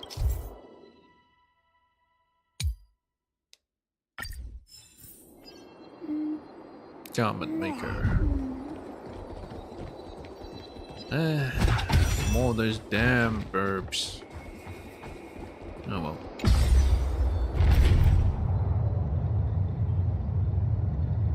We'll leave exploration to another day, I guess.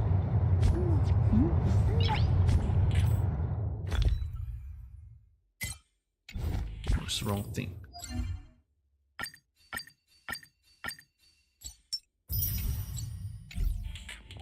Nice. Let me out. Oh, it's like one of them torches. Holy candle. Nope. You read the instructions on a stone slate outside the fountain over and over.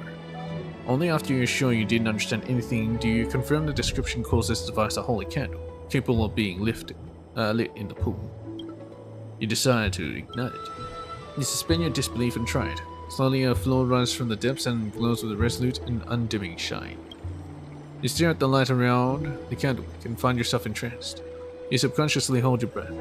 It's as if the world becomes frozen in this moment. Not even the candlelight flickers before your sight. The water from the fountain rises suddenly and something is lifted into the peaking stream or swarming into your face.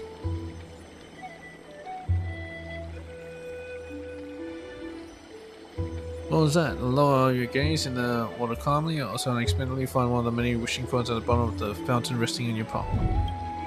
Perhaps there's a kind of gift from a time, just with a bit too much power infused in it.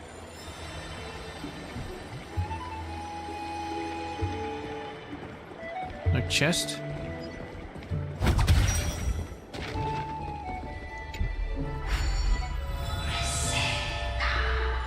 Alright, I'll take it. Blessing received. Your thirsty whispering, calm your mind, clear your thoughts, and let nature's breath soothe you through the turmoil ahead.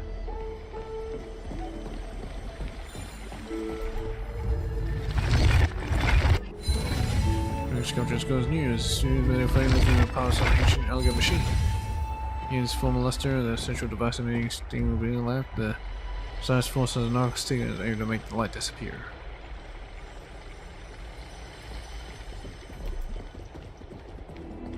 Everything is broken here. Why'd they fix this shit?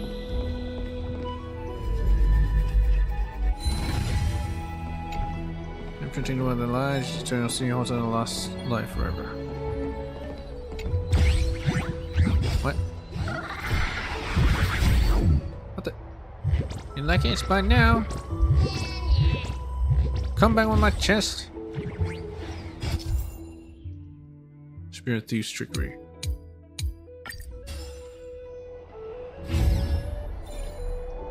Never fails.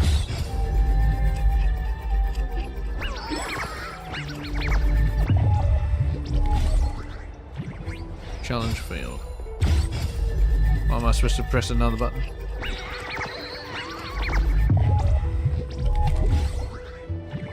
Maybe I'm supposed to keep it inside that green thing.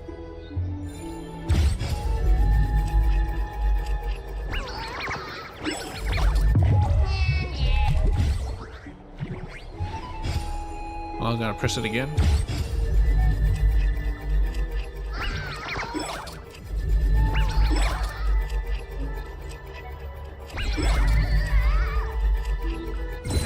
I get it now. Give back my chest. Bleh, feel like the ground is spinning. Feel so sick.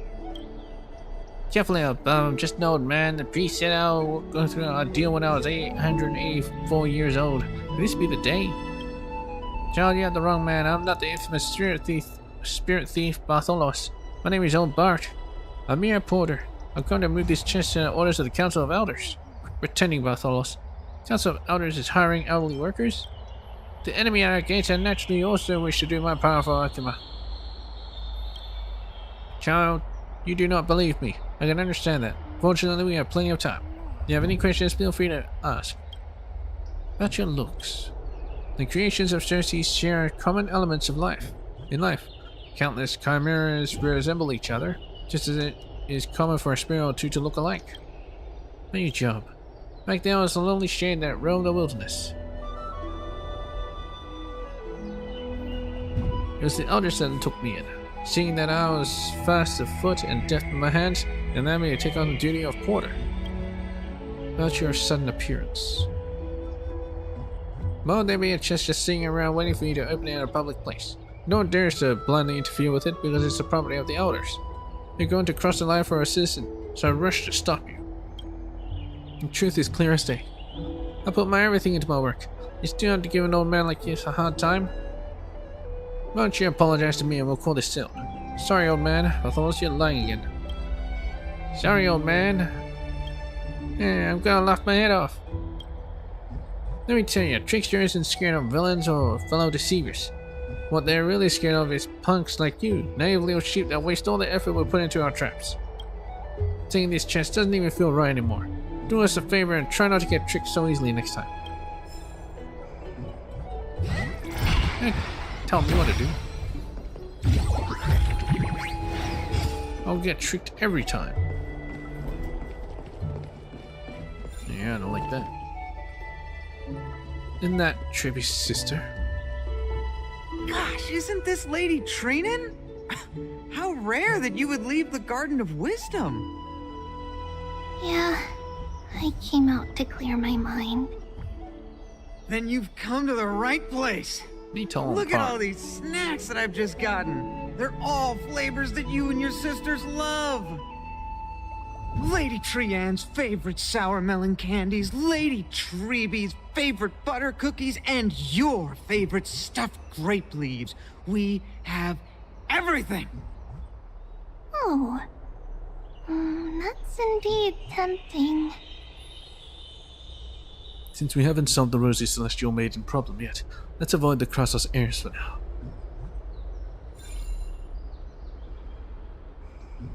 But they could help. They could literally reverse back time until before he learned of it.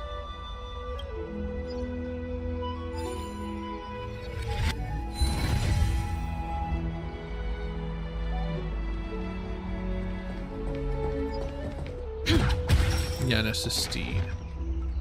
Man, there's so much shit.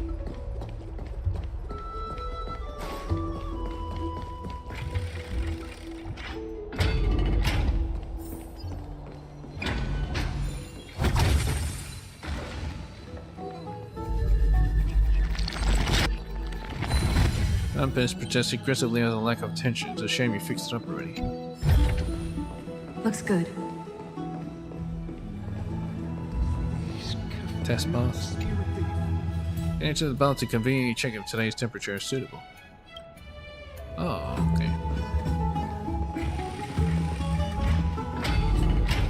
How very convenient. Sacred beast of Fagusa. What, these little seals? Catch. No leopard So do. cute. I don't Leopard. believe it. I am Miss Day's divine beast. Don't look like a leopard. I just put in a golden outfit. Get this from a reward raffle. I'm not showboating.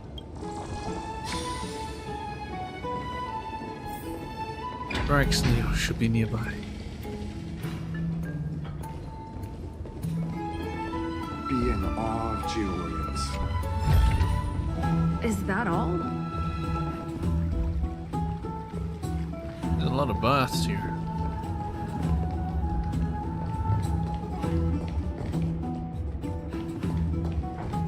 What is this? What kind of decoration is this? A mask? A Hexanexus. A dream ticker. Wow, a new toy! Feels like this ram's mask is hiding something. Let's try touching it. I thought Don Hung was all about caution and shit. Those masters really didn't go easy. Magusa, Lady Sage.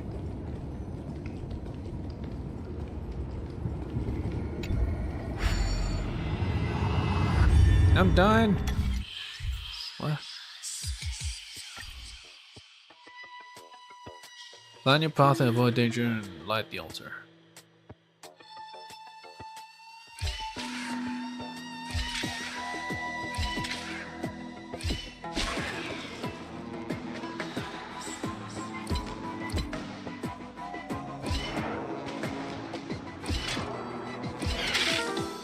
Oh.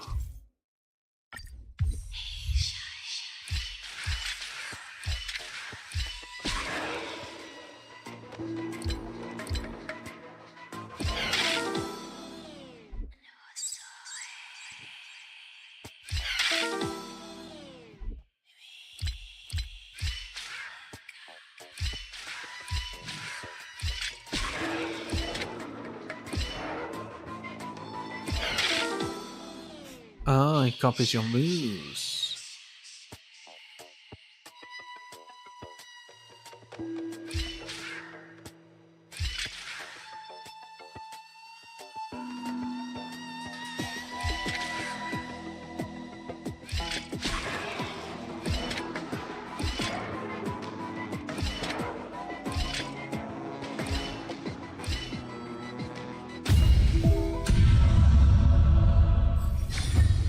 I see. It's supposed to be the Flame Lord. Golden remains. A trophy obtained after completing a mysterious challenge. If you listen carefully, you hear some mournful mutters reverberating from within the hollowed skull. This is what paradise is like. Those who know it, that is, a paradise cannot return. Those who do not know it is a paradise seek wonderland within its expanse. The Unstolen Flame. Is he still alive? Feels like I'm being watched by Aquila. The steam here is so strong it's like a barrier. I can't even touch any of the water. No, still not giving up my chance to take a bath. Here I am, a tiny butterfly powering into the wind. Alright. The hot pool is what I live for. Let's go back for another soak. These guys have to work. This is Vorax Leo. It really is a lion's head. No matter how I look at it, it just looks like any other statue. How do we even interact with it? Whack it with the baseball bat. Put your hand into the lion's mouth. If it's just a decoration, we'll still have to pay if we damage public property. Since its mouth is open, perhaps we can try putting our hands into it. Why would you want to do that? Put your hand into the lion's mouth and put your head. Roar. Look who came to visit this mighty lion. It talks. Aren't you Akima's two new friends? The brave warriors from a faraway place. It's an honor to meet you. Roar. It seems like you're very well mannered, well informed. Didn't anyone tell you? I'm the far-seeing eye and all-hearing ear of Akima. I see and hear every single thing that happens in the streets and alleys of this place. Yeah, so it's a rumor mill. A gossiper. We would like to request your help. Currently, rumors regarding the Rosy Celestial Maiden has spread throughout the holy city. Brave warriors. I'm afraid that I won't be able to help with that. Rumors? As long as the citizens like it, who cares about whether it's true or not? However, the way you two are trying to stop it from spreading further, could there be some other reason? How about sharing it with me? gossiping lion. Sorry, can't do that. Why are you so interested in the tea? Don't be fooled by it. This lion loves engaging in gossip and rumors. A few days ago, when people were besmirching my tribe's honor, didn't you also turn a blind eye? Isn't this Lord Mighty? How have you been lately? Joe whacked it with my baseball bat. The face of a lion, but the courage of a soulless hyena. You and your brothers will do anything for the sake of entertainment, even encouraging despicable acts such as fabricating history.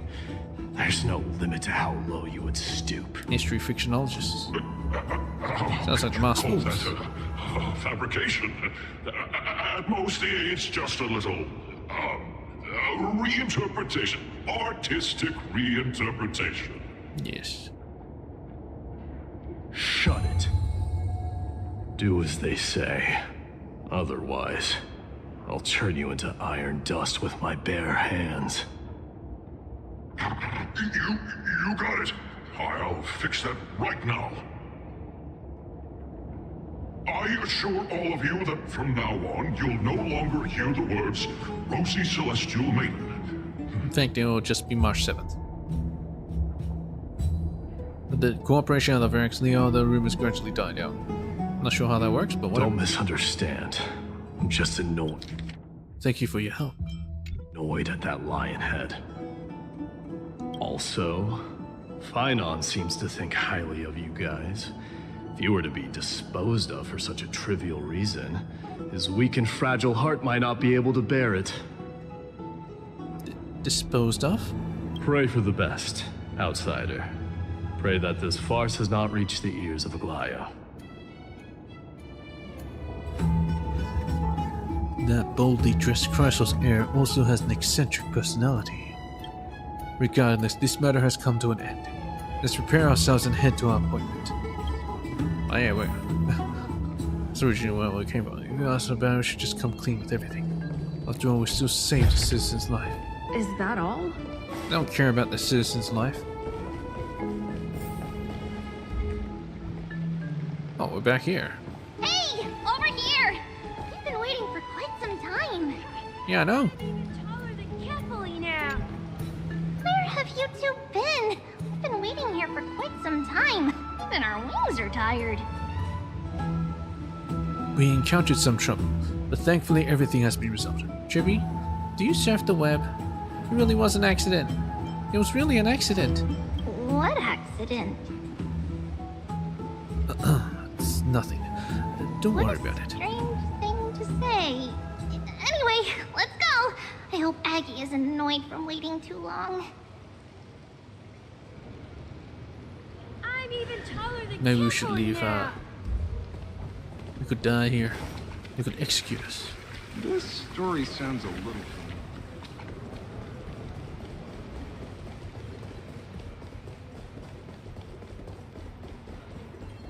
Coming through. Faith can dispel the black tide. Looks good.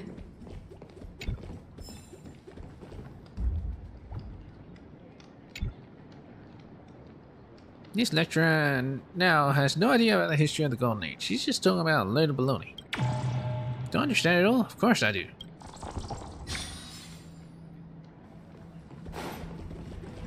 Oh, right! You can see the abyss from here! It's quite a nice place for a photo.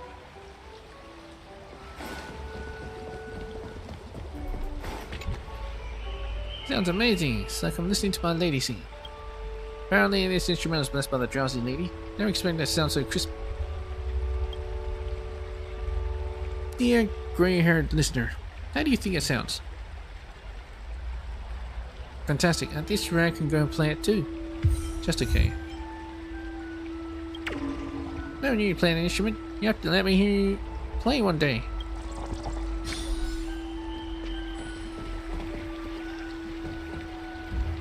That's easy.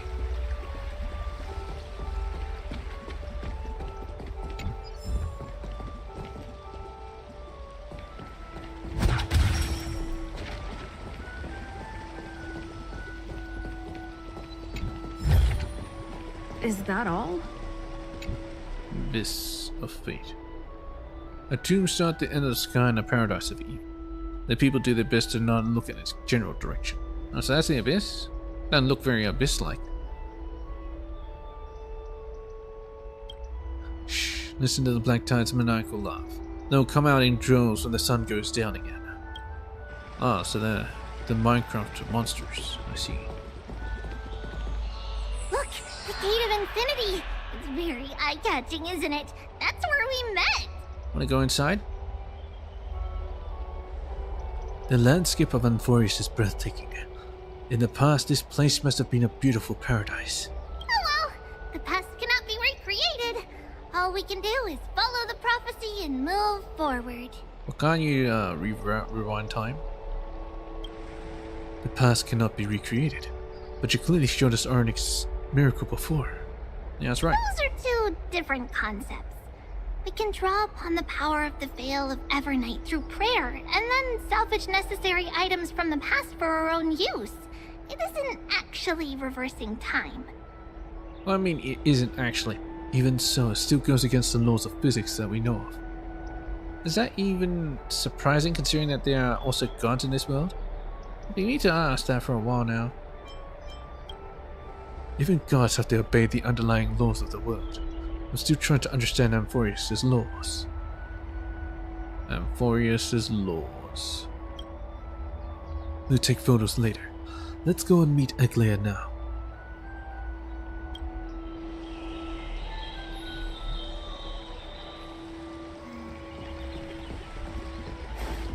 Just hearing this melody makes me feel better.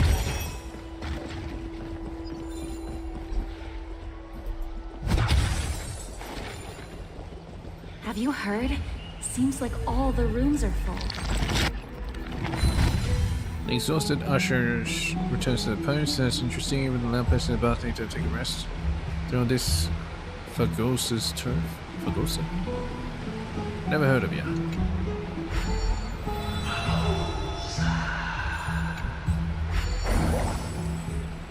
Talantone presents one of the endless scales before you, perhaps as a recognition acknowledging your right to judge the guilty. Have you heard? Seems like all the rooms are full. Oh, she's just chilling here.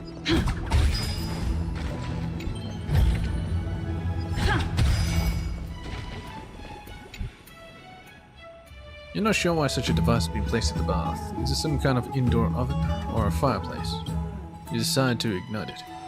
After pressing a certain switch, a golden sphere rises, bringing warmth. You hear hurried footsteps rushing from afar, rapidly closing in on your location. Could you have triggered something with this mechanism? Something to hold you accountable? A fire begins to rise beneath your consciousness. Oh, so you're the young lady who caused this to happen. I was just saying, Fagosa's above. When the holy candle comes ablaze, even the water in the pool turns sweet as nectar. What's the issue? And you all are... We're hosting a banquet next door. We're about to raise our glass in celebration, but the drinks flavor suddenly went bad. The smell here is the same as before, so I followed it over. Good hot dog. Right, we had an old friend once. He was a faithful follower of Fagosa. With the holy candle being constantly lit back then, he gained the Titan's blessing several times and brought us all kinds of beverages suited for perusal. We came to take a look again and didn't expect to see the candle lit once more. Really takes us back. Is that our old friend? Black Tide? Let's not talk about that. Come on, young lady. I brought some food and drink from the banquet. Try some. Let's just treat this as a toast to old friends.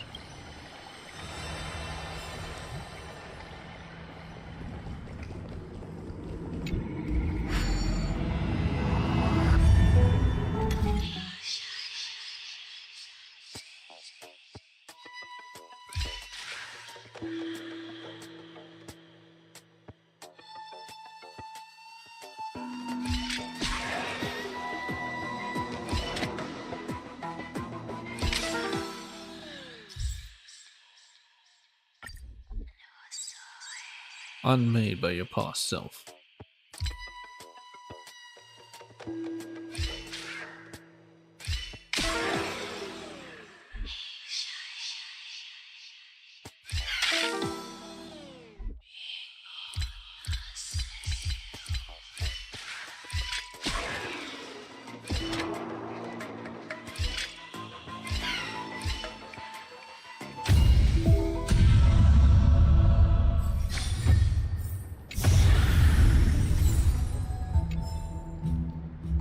Scholar's Auxiliary.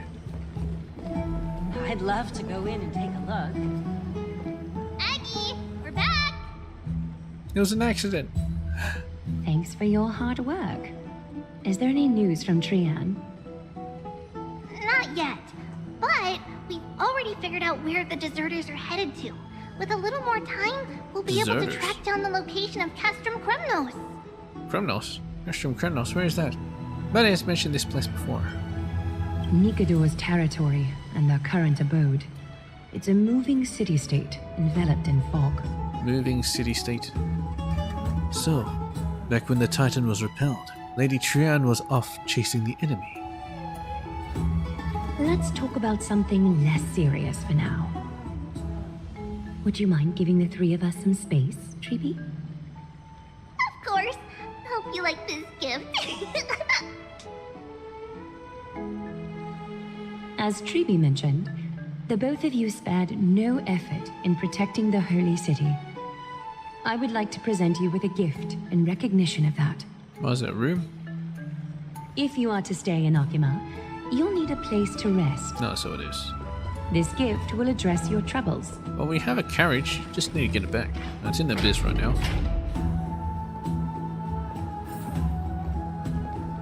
Private bath chamber. Welcome to your private bath chamber. How fancy. It's even better than the Penaconian hotel rooms. I don't want to go back to the Astro Express anymore. This place is indeed spacious, and the decor is quite impressive. I'm glad that you're satisfied with the arrangements. Here, take some time and get to know your surroundings. Wait, is it just with me and Dan Hong? I meant to share it with him? Oh shit. That'll be a bit awkward. Bath user manual? Who needs a manual? Aren't you gonna test the water's temperature? Do you like it cold, Dragon Young? Dan Hong dips 2 fingers in the bath to check the water's temperature. Oh yeah, the 2 fingers, huh? Just to check. It's lukewarm. Great, he thinks all in your head. I mind, trying hard not to let him see your schadenfreude.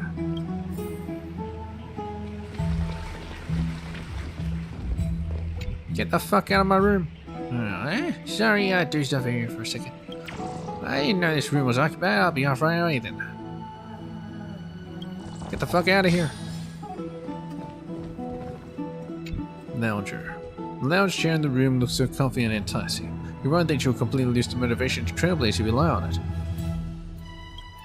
Think about it. All the twists and turns and hardships you've been through, are they worth it? Lying here and welcoming eternal comfy slumber, maybe that's where you belong. That's right. Is there a path of sleeping? Or relaxing? I know what you're thinking. Don't be tempted by a mere lounge chair. Mirror? Take that back. I'm glad that you're satisfied with you. Ah, and here's the view. The view of the abyss. Why they have the view of the abyss? I don't know. What's that noise? I think I hear a hiss. Oh, not again.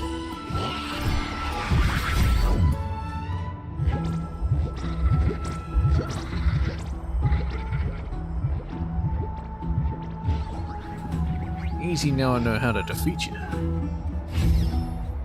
Master's teeth never fails.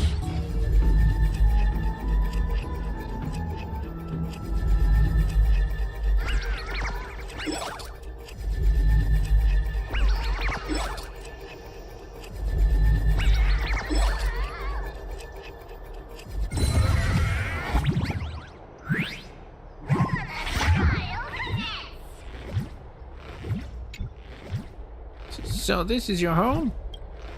It was completely vacant the last time I was here. You moved in before Aquila could blink. I just came to take a look around and honestly, did I invite you here? Isn't it luxurious? It's far too extravagant in here. The stench of its opulence and lavishness makes me sick. While I was making my way through wind and rain, you're here living up in a mansion, throwing back ambrosia and living the good life. It's even more loathsome that you live in such radiant luxury and could steal a skull with me over a mere chest. Just the excess that leaks from the gaps in your teeth could keep me clothed and fed for the whole year. Is there any fairness in this world? Is there any justice? Are there no laws anymore? If Tala and Ton knew of this, they'll burst into tears. Ton has no interest in this. If you want to stay here, you can come whenever you please. Huh? Are you serious? I'm not so free and easy, it's just... Wait a minute. Are you making fun of me? I'm the one that makes fun of others. No one's ever done it to me before. You will pay for this. I already have a room. Serious? Fighting? They're really doing this, huh? Right.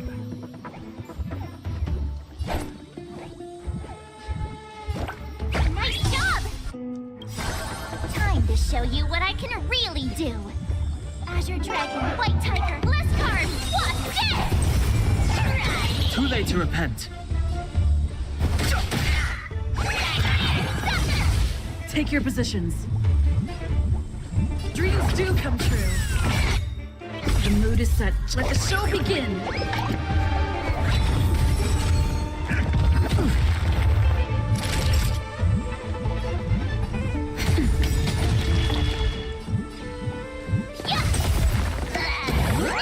Too late to repent.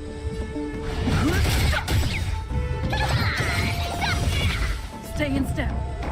Let's improvise. How do you take 10 of you? The truth of life in this sanctuary is but a vision. Break! Awesome!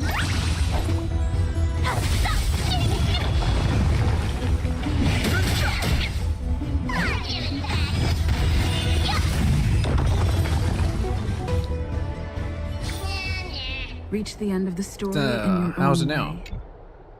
Next time you leave the house, remember to lock the door, otherwise you just see what happens. What happens?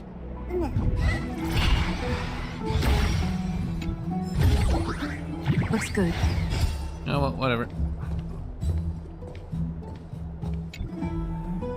You lean against the stone railing of the balcony, gazing into the distance. The mist-shrouded mountains of Amphorius appear as vague outlines, like stone giants slowly shifting between crouching and standing. I do not see that at all. From somewhere, a bard song drifts through the air. Though the words are unclear, the melody still conveys a tinge of nostalgia and longing for the past. This view is absolutely breathtaking. I agree with Donna, very much so. Oh, finished exploring? I still have one last special gift for you. It's death. Why is it? Tell us. Come this way. I'll explain it to you. You explain it? You won't show it? Enter the vortex of Genesis via the spirit basin. Wait, what? Vortex of Genesis. Oh wait, is this the lawkeeper? Again?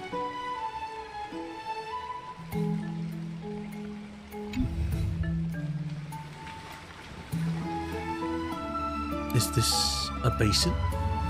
It looks like something used for rituals. Yeah, I feel like I've seen it in the movie before. What a premium sink. Is this a mini dream pool?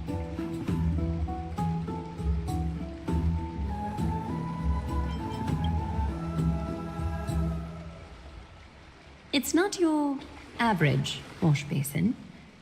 This ceremonial vessel belonged to the Chrysos heirs and is now my gift to the both of you. So it's above average wash basin. Alright. You have learned, to some extent, about the history of Amphorius and of the holy city Arkema. Now, I wish for both of you to witness the journey of the Chrysos heirs for yourselves. What do you mean by witness? In As in ancient witness, times, as in see Fegusa, it. the chalice of plenty, concealed the beginning of the world amidst billowing waves. When the ancient ocean priests discovered that place, they used spirit water to build a barrier in order to prevent the site from being disturbed by external forces. However, they also left behind a passageway. That passageway is none other than the ceremonial basin in front of you. Clear yourselves of all distracting thoughts and wash your faces with the spirit water inside the basin. When you next open your eyes, you shall witness for yourselves the Vortex of Genesis, a great sanctuary that houses the original divinity of the 12 Titans. It's also the place where the prophesized miracle of Genesis will occur. Can't wait to see it. Is it really that amazing?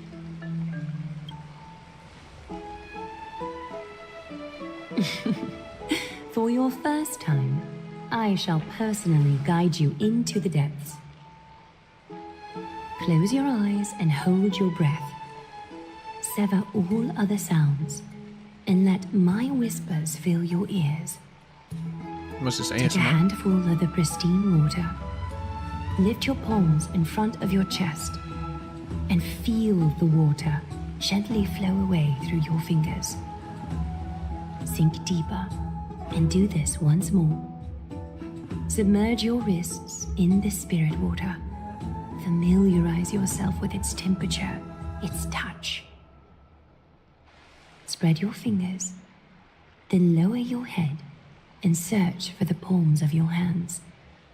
Feel the spirit water flow against your face until all of your senses are submerged. Floating, sinking, diving into the depths.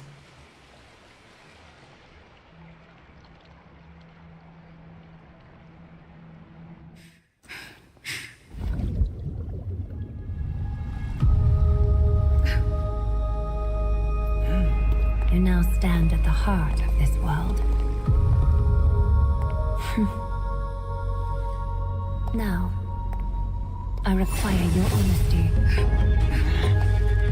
It's a trap.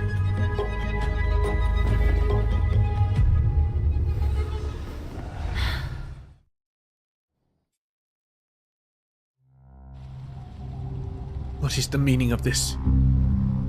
Why is this happening again? I've been made as expected.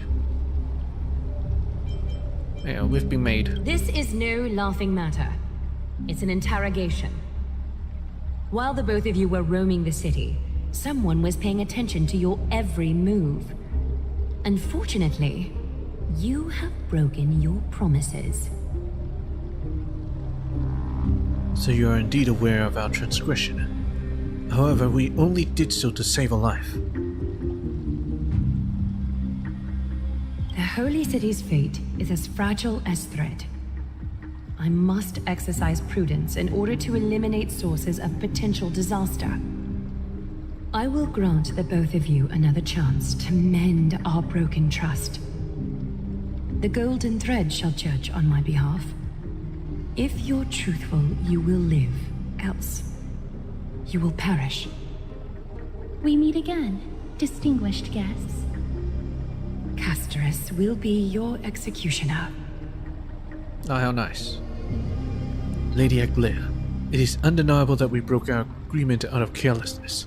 However, you never explained to us how revealing that a world beyond the sky exists would lead to dire consequences. What I want to know is, exactly how grave a crime have we committed? A reasonable request. It is indeed my oversight for failing to tell you everything in time. There have always been people in Amphorius who looked beyond the skies.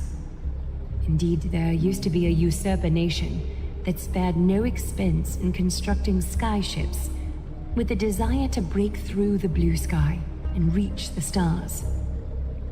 However, Aquila's divine punishment fell instant the fleet of skyships took flight. An entire city-state, along with all of its subjects, was reduced to ash in that moment. It's not that Amphorius is unwilling to head toward the stars. Yet, anyone who even thinks about breaching the firmament would undoubtedly infuriate the gods, causing this land of the living to burn, and an entire nation of mortals to perish.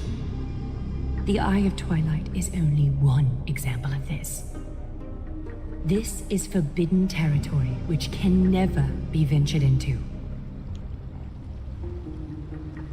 Why don't you just destroy Aquila then? So you're saying that it's better to pretend it doesn't exist instead? Made no harm toward Amphorius. Divine punishment has never been fair. As Okima's guardian, I must do the same. This is a world dominated by Titans, and that order can only be toppled by the Chrysos heirs. Therefore, the only thing that I can do right now is to ensure that the both of you remain devoted. 3 steps, Castris. Yes, Lady Aglaia. I shall ask you 4 questions. Dishonest answers will cause the golden thread to vibrate, while truthful responses will not affect the thread. The number of times that the thread trembles is the number of steps forward that the executioner will take. If she isn't standing behind you after all 4 questions have been asked and answered, the both of you will have passed this test. If she is, your journey will end here. You'll fall asleep amid the warm embrace of flowers and feel no pain. That I can guarantee. Oh, how nice. There's no reason for such guarantees. Does this mean that we can lie up to 2 times?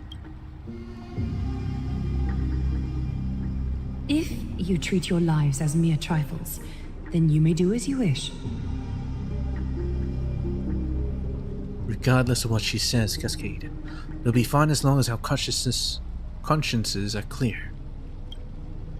Well then, let us begin. Question 1. Yes. Outlanders, why have you come to Amphorius? To solve the problems plaguing this world, to allow our journey to continue, to turn this place upside down, yeah, that's right. Yeah. You're going through a tremble violently. Jokes cannot conceal your true intentions. Opportunities are fleeting, and you've just wasted one. Choose the funny answers. Question 2. Outlanders, why did you lend your aid to Akima? Because of our courageous spirit and selfless hearts. I regret that what we did. We shouldn't have aided Akima at all, to allow our journey to continue. Well, there's nothing funny about any of these. Or maybe this.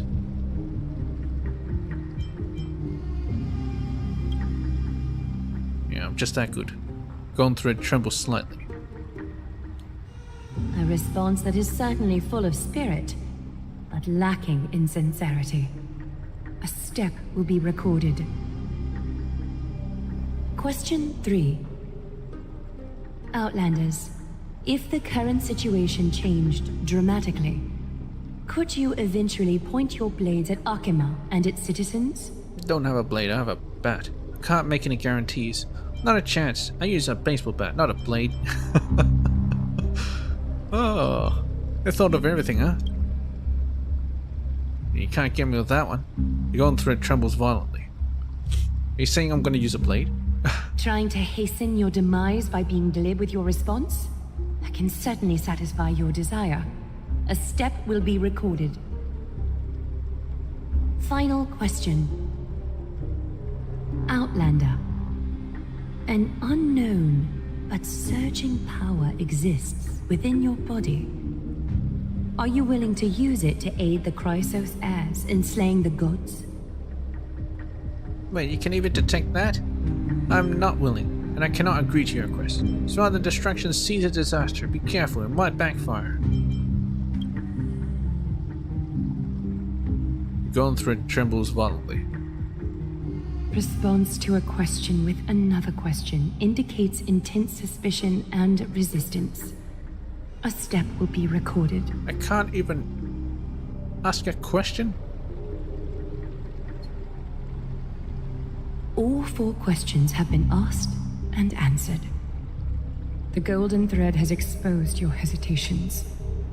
Regrettably, the both of you have failed the test. But she's only While asked you may me. be a ray of She didn't hope even that ask fell into Dan Hung. Emporius, you may also be a threat to Emporius. You leave me no choice but to shut the doors of your fates. Determining our fates with extrajudicial execution. How unreasonable. Talk about burning bridges. After all we've done to help you. Justice, fairness, impartiality, where art thou? Someone, anyone, save us.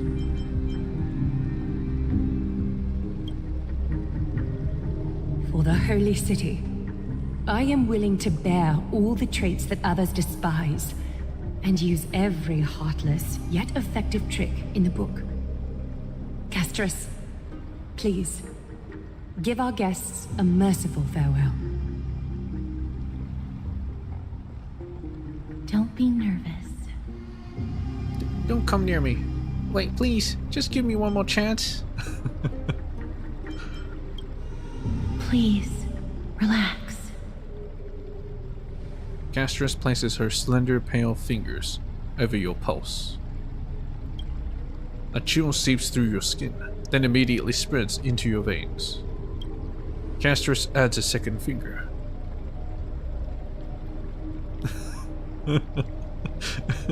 Oh, really? Then a third, until half her palm gently envelops your left wrist. A subtle fragrance of an unnamed flower fills your senses, its sweetness making you forget the need to breathe.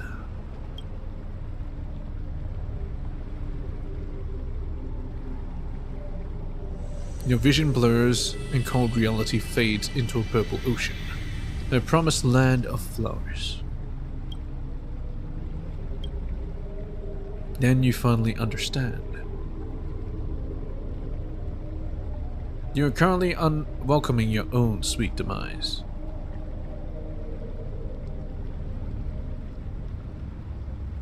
Wait! This story can't end just like that. What is that, Kevin? Phanon? Finan? You bet you are. Oh, whoops. I'm still alive.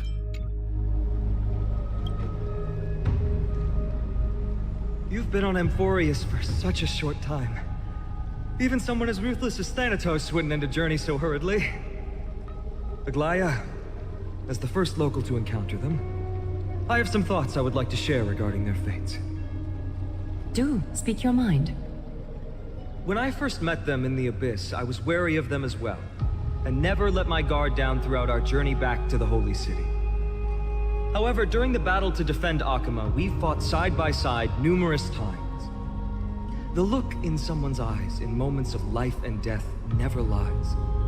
And I was able to detect the conviction in their eyes back then. That's why I was willing to put my life in their hands. Please believe a warrior's intuition. At present, Akama is desperate for aid, and I am loath to lose 2 allies just like that. Isn't this what Miss Castris believes as well? Yeah. I'm more willing to view death as a peaceful farewell than a punishment.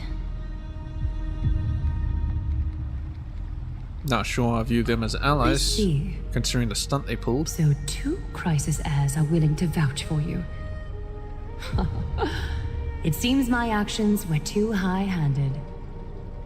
Finan, will you fulfill your duty as host and look after our distinguished guests?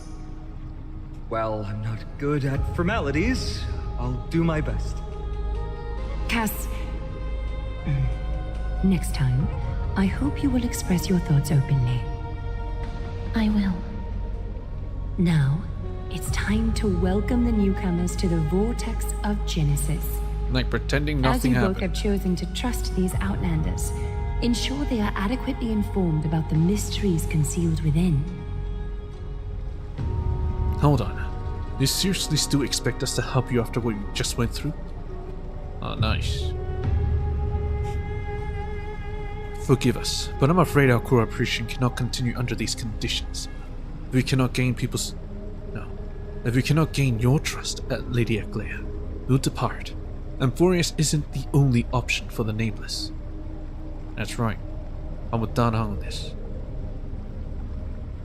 Things don't have to end on a sour note between us. Regardless of your choice, the Chrysos heirs will continue to follow the path in the prophecy. Finan's words have convinced me to make an exception for you. Whether you stay or go after this is for you to decide. Sorry, should have gotten here earlier. Please, hear me out before you make up your mind.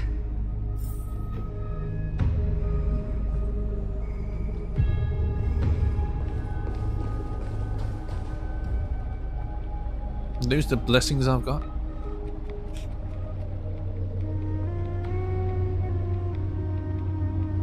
Not really. I remember I got that one.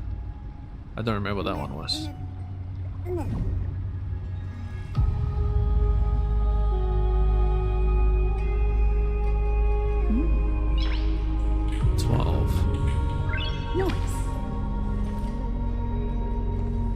12 flame chasers. Oh wait, what's in the 13? I swear by the honor of the Chrysos heirs here that your lives were never in danger. Before the interrogation started, Miss Castor has already sent a message to me, hoping that I would stop Aglaia. Well, that doesn't change the fact that I still don't like Aglaia. Only a select few can sway Lady Aglaia, and Lord Finon is one of them. But she didn't even apologize. Finon's a big deal, huh? Aglaia. She has long sealed her heart in ice for Akima's sake. Oh, fuck her. Maybe this is the price of being a demigod. Standing among mortals, yet still so far from them. Demigod? One more thing to explain. Let's not worry about that for now. You'll soon find out that Amphorius' deepest secrets are all hidden here. Well, first, kindly look upward. What you see right now is the astral zodiac of the Vortex of Genesis, divided into 12 parts that record the flame chase journey of the Chrysos heirs. Of course. The 12 vacant signs symbolize the 12 titans of Amphorius, while each illuminated constellation represents one core flame that mankind has restored to its rightful place. There are 6 restored core flames. You're already halfway through your journey. The generations before us paid a heavy price for that. The journey of the Chrysos heirs once faced immense hurdles and made no progress for a very long time. It was Aglaia and Treebe who rallied the Chrysos heirs from all over the world once again, leading us to re-embark on this prophesized journey. And they are the only 2 demigods in the Holy City.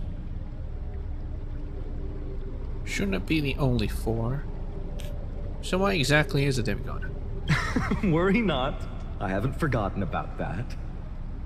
In the past, the Titans were the pillars of the world. Yet the prophecy's revelation is that these 12 pillars must be shattered and the world's order reconstructed. But here's the problem. After the fall of the old gods, someone must hold up the broken pillars and fill the vacant seats until the coming of the miracle of Genesis. Otherwise, the entire world will collapse before the prophecy comes true. Aglaia and Treebe have already laid their own gods to rest, making them now both human and divine, as well as the bearers of Amphorius' fate.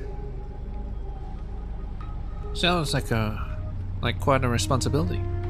Will you also become a demigod? You mentioned pursuing the Strife Titan. So that's what you meant by your core flame. Bringing down the Titans, retrieving the core flames, and filling the vacant seats. This is the mission of the Chrysos heirs, and I'm following in the footsteps of those 2. Mission? Huh. When it comes to the 12 Titans, no words can describe them more vividly than the whispers within the constellations. Why not step forward and listen to them for yourselves? Listening to the voices of the constellations. Is that really possible? Well, the constellations within Amphoria, so... I guess. Move closer. Listen carefully. And you may just catch the whispers echoing in the void. How about you start with the Lance of Fury and the voice of Nikador?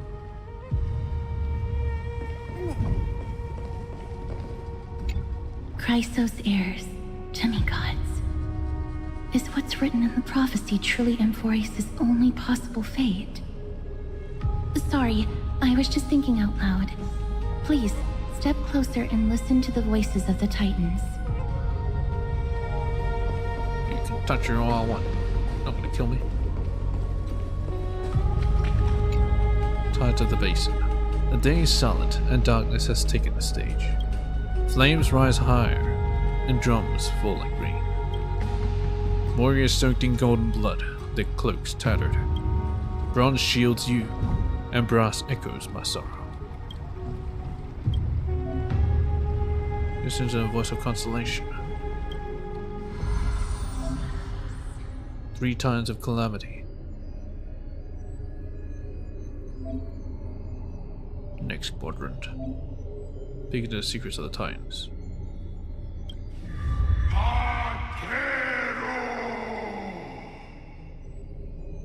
Hey, Amelia.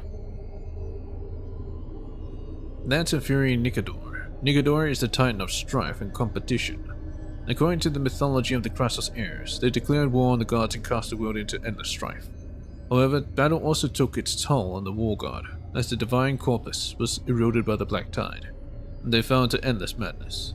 As their rage and ambition were never quelled, their Titan-kin legion still roams the land, waging war against imaginary enemies.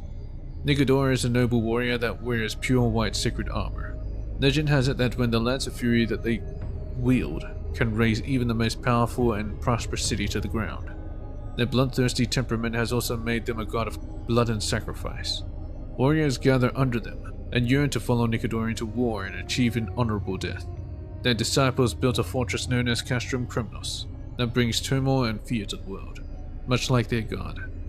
There was once a time when this war god was also a symbol of protection, using extreme violence to extinguish strife and using war to maintain the balance of Amphorius. And the cycle continues if Phanon becomes Nikador, then all this will happen again.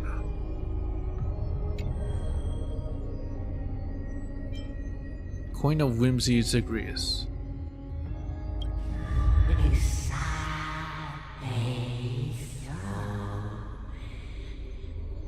The core flame of trickery has been returned. Zagreus is a titan of lies and fortune. According to the mythology of the Chrysos heirs, their entry into the pantheon was a complete accident. They once stole Nestia's seat and disguised themselves as Mestia to be worshipped. The true Zagreus is often depicted as a two-faced god who is both smiling and crying.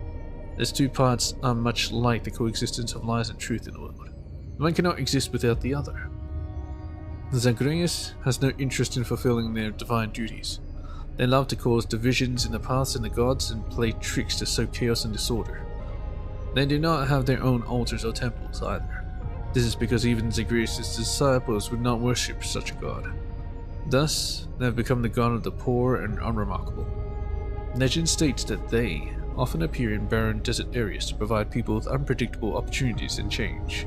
Before setting out on a long journey, people would often curse the name of Zagreus to reduce the chances of them encountering thieves or ill fortune.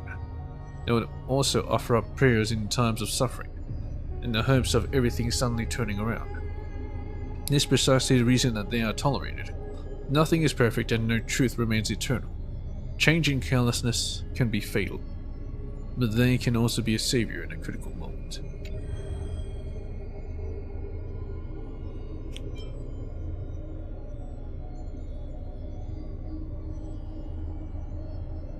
I'm not sure if I should read so much of it, but Hand of Shadow Thanatos. It does look like a hand.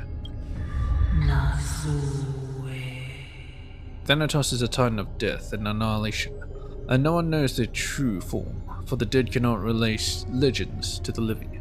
It's said that their touch causes flowers to wither, soil to crack, metal to erode, and flesh to turn to ashes.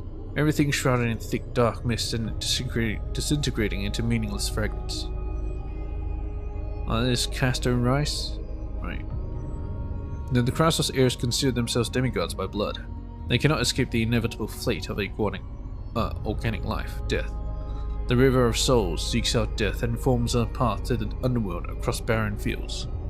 When war claims too many lives and souls have nowhere to rest, the tides of the River of Souls surge into the land. And with Thanatos steering a ship to claim the wealth of the deceased and guide them to the afterlife. They are believed to be second in justice only to Talanton, as they only take the excess from the gods, without robbing the deceased of the assets they need to reach the afterlife. As night falls upon the world, death and darkness become the rulers of Amphorius. An unknown black tide rises in great waves, swallowing the mortal realm and shattering the balance between the netherrealm and the living world. The wandering spirits and monsters across many battlefields, trapped between life and death, seem to signify that even Thanatos, the keeper of death, is powerless before this force.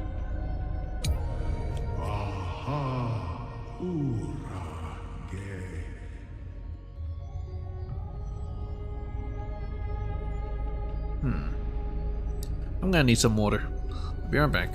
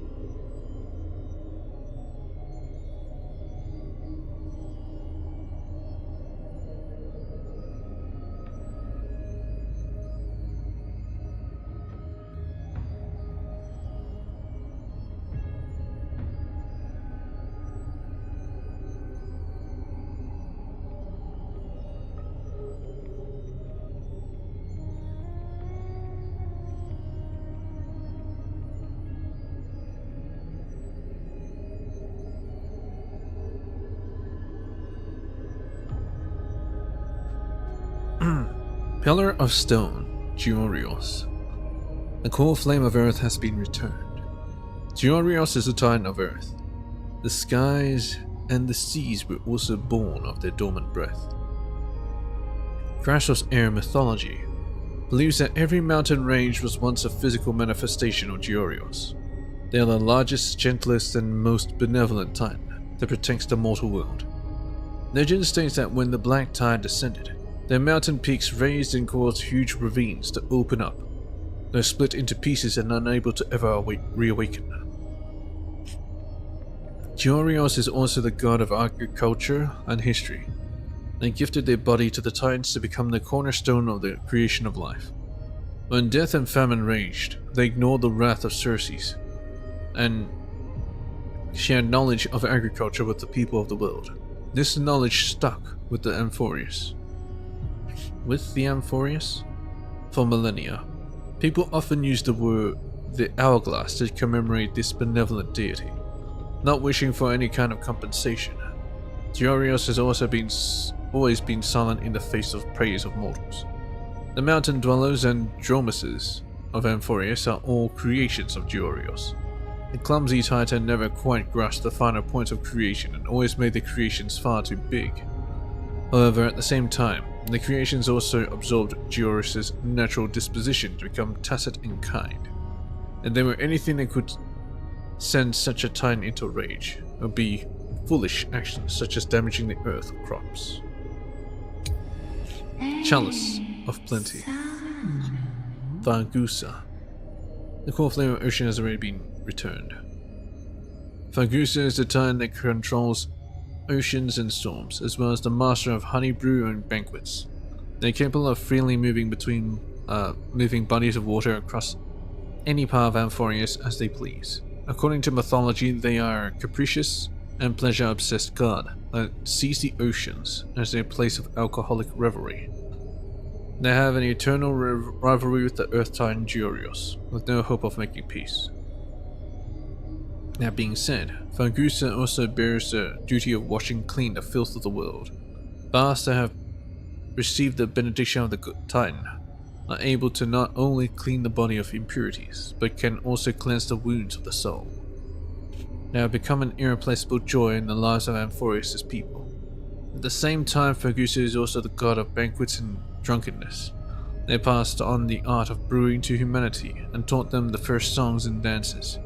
But the ocean breeze and waves, in the baths and banquet halls of Amphorius, people often sing and imbibe as a ritual dedicated to the mother of the oceans. Fargusa often enjoys roaming the mortal world.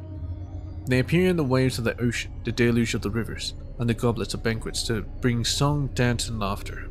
It's said that Fargusa will occasionally appear around long-distance sailing ships and invite their Titan King to feast alongside the sailors. The only problem is, after every banquet, the intoxicated Titan will whip up huge waves and keep the sailors awake through the night.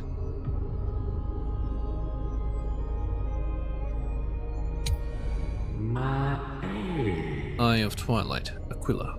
Aquila, the Titan of the Sky, celestial bodies in cycle of day and night, is the largest of the Titans. They reside above the heavens of Amphorius, encompassing and watching over the entire world.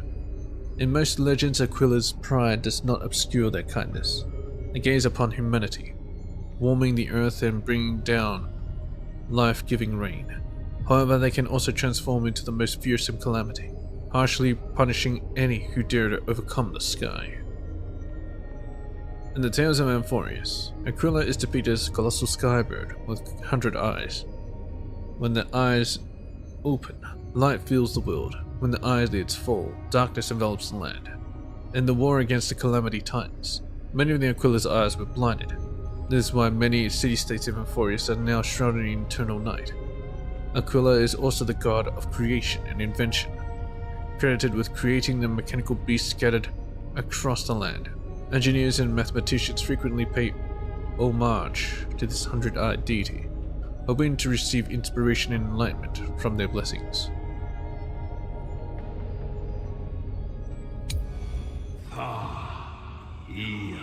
Throne of Worlds, Kefali. Kefali is the omniscient, omnipotent god of original creation that holds up the skies.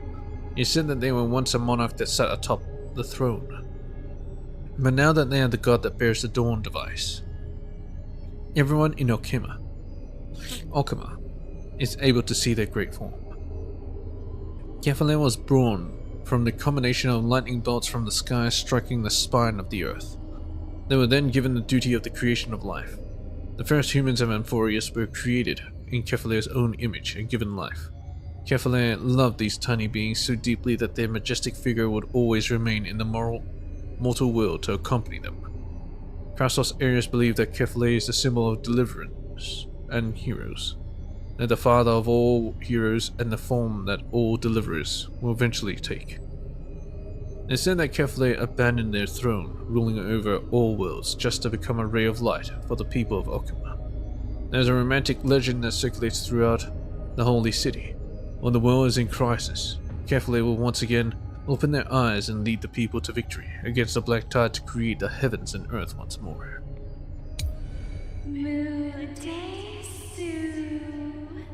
Chrysalis of Gold, Nestia. The core flame of romance has already been returned, and that's meant to be Aglaia. Nestia is the titan that symbolizes beauty and love. Their appearance is often illustrated as a beautiful and elusive butterfly with golden patterns carved into their wings. They and their Titan King pursue beauty in the world, weave it into the golden thread, spin the romances of humankind and grant everyone in Amphorius love and affection. Legend states that Nestia fell in love with the recent Titan Circes. They sat under the giant tree for a long time, endlessly confessing their love to the Titan. The Cersei's never responded. Nestia passed away crying tears of blood, and rose, reborn from the golden cocoon as a humanoid figure. Covering themselves with their broken cocoon, they set out on a journey around Amphorius with the blessing of their kin. Finally, Nestia returned from their adventures with the love of family, friends, and true love gathered from the world. Molded them into the golden chrysalis alongside their body and heart, and gifted them to Cersei's. In the arms of their lover, they were reborn in the chrysalis of gold. Ever since this moment, the butterfly and the tree have been inseparable, and dependent on each other for survival. Today, shadows of the past are cast across ancient ruins. These shadows that drift like scattered veils carry memories of the past. They are legacies that must not be lost. The divine powers of Nestia gather these threads and weave them together one by one to reveal destiny and prophecies. So loca. Vow of Rift. Cersei's. Cersei's is a master of wisdom, intellect, and vegetation. They wield authority over ecology's knowledge and rationality, and people refer to them as the hermit in search of wisdom. Nature is Cersei's courtyard, and also their library. They allow people to study and rest there, and convey their knowledge to the ignorant tirelessly and generously. It is under their guidance that civilization and cities began in Amphorius.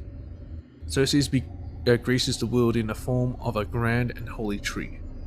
The imaginary tree, when they take root, vegetation sprouts to become a massive forest, and here scholars walk by their side, enlightened in reason and thinking and debate, creating courts in search of new learning. They also gifted a seed to Kefali, allowing it to become the Garden of Wisdom, and allowing scholars to seek the Titan's wisdom even if they stand far from the holy tree.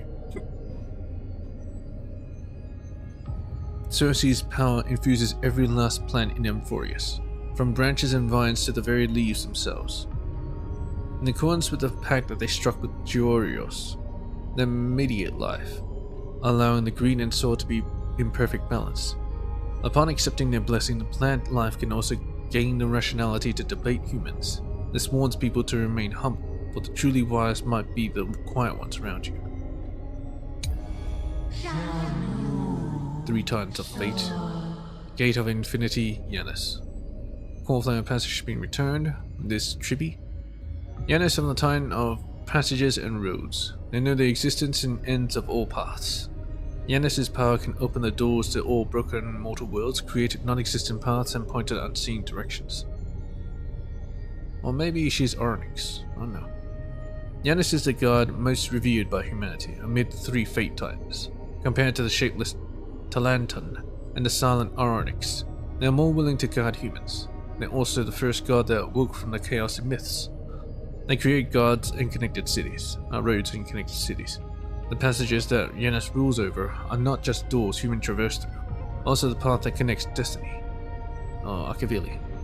They reveal fate through prophecies and point the way forward for humanity. Yanis made countless roads as well as countless choices. They guide humans to the correct path, so mankind can avoid the destiny of confusion. It is also due to the vow between Yanis and Thanatos, and the souls of the dead can be ferried across the next life at the end of all things. However, per the laws created by Talanton, blessings come hand in hand with curses. Very few are aware that the gods of doors are also the god of isolation and imprisonment. Scale of Justice, Talanton. Core Flame of Law has been returned. Talanton is the Titan of Law and Justice. They rarely appear in the mortal world in physical form, and there are almost no records of them in legend. People often say that they are the rules of destiny, the law of all things, and the divine retribution for violation of such rules and laws. Talanton is seen as a manifestation of justice. They uphold the taboos and boundaries of Amphorius and lay down logic and laws for all things. They create balance coins to ensure that all transactions are of equivalent exchange. They maintain the balance of the world.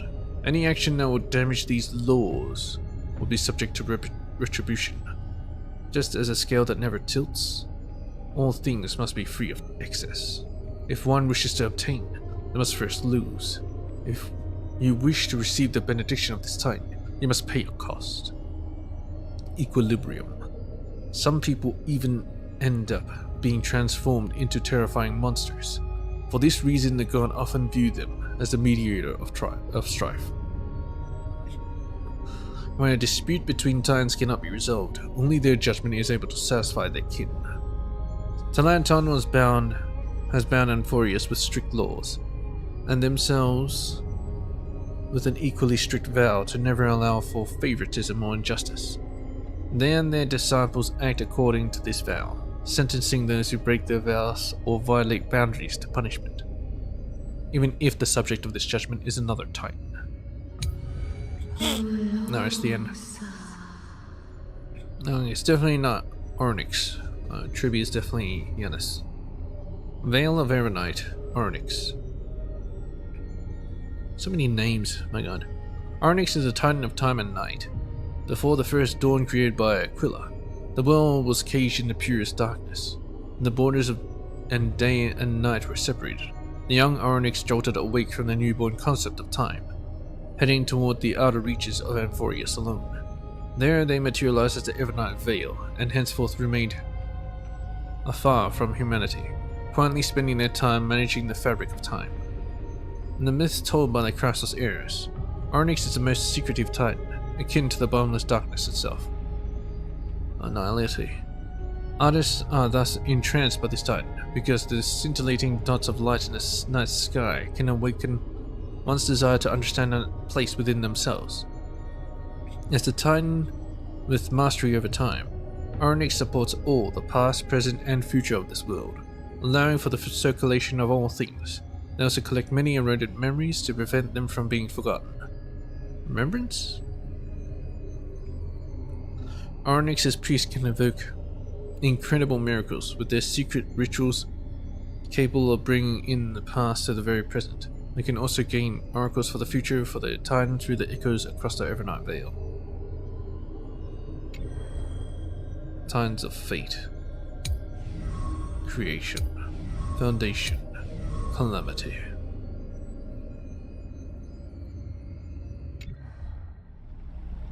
As the echoes of the constellations fall silent, the next sound to meet your ears is waves.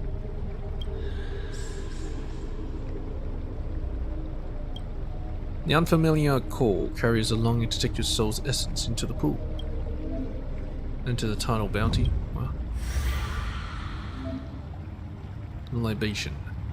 Obtain celestial ambrosia while completing Trailblaze mission and others.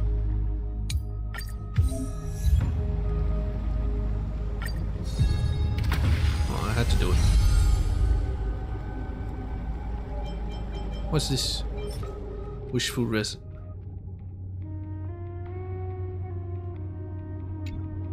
I see.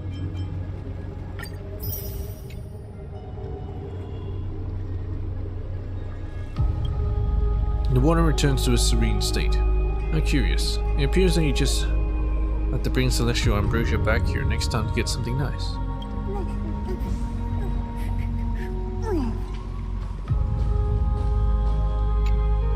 So?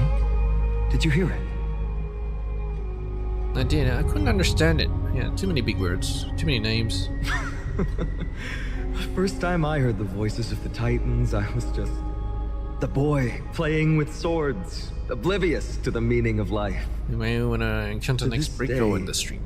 I still don't know why the prophecy chose me. But I'm grateful for it. Without this journey, I might have already become a wandering soul on the battlefield. Alright, that's enough of my story. I want to extend a heartfelt invitation to you. Join the Christos heirs and aid us in hunting down Nikedor and retrieving the core flame from the Titan of Strife. No thanks. If you still harbor doubts, I'll do my best to provide you with answers. Not more questions. How are the Crassus heirs chosen? Unfortunately, the workings of the prophecy still remain a mystery to us all. The only reliable speculation is that it favors those caught in dire circumstances and bestows miracles upon them. Dire circumstances. Where are the other Crassus heirs in the world? legend has it that the first Chrysos heir was born millennia ago. Since then, the Chosen Ones began to walk this earth. Then came the Chrysos War. A conflict backed by the gods, yet one that brought much bloodshed and claimed many heroes.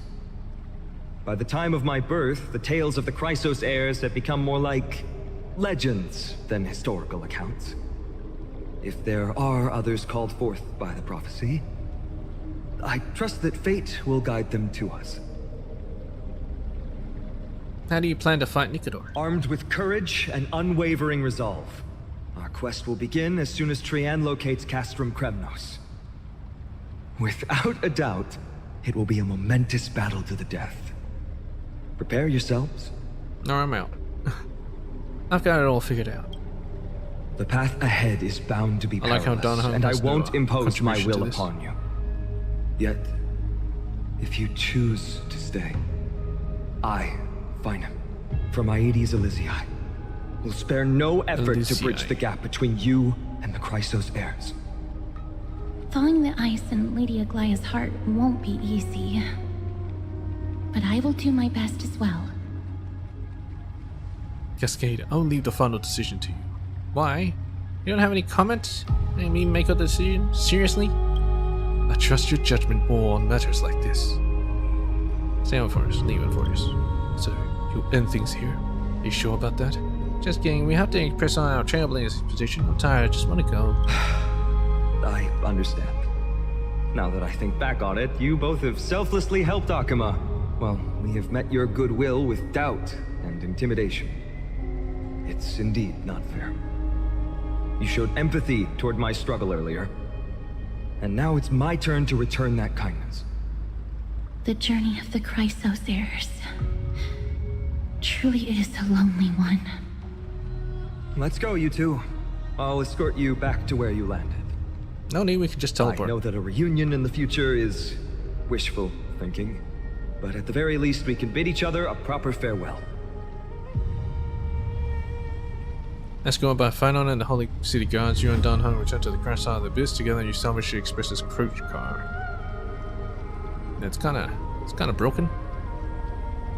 With the assistance of Akuma citizen resembling a Teletron, you depart a forest without suffering so-called curse from beyond the sky. See, it's fine. After returning to the Astro Express, you discover Black Swan has already left without telling anyone. March 7's condition has gotten worse, but no one seems to know what the cause is. While she's supposed to look after her, despite a fuel shortage, you complete a final warp jump, putting your hopes in the next location and how it might resolve all your worries. As for the fate of Euphorius, the Eternal Land, and the dramatic changes it will bring to the cosmos, it has nothing to do with you, at least in your lifetime. Euphorius, the Eternal Land, the end.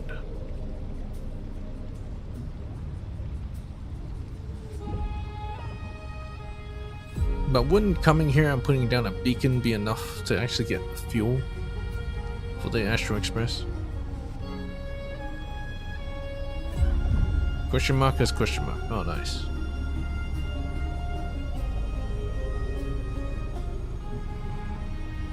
This journey lead us starward.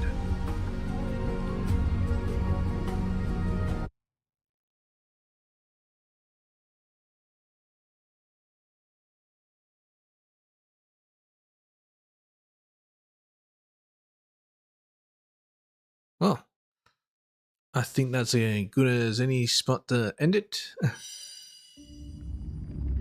I hope you guys enjoyed. Now I'll pop in to actually check my mail.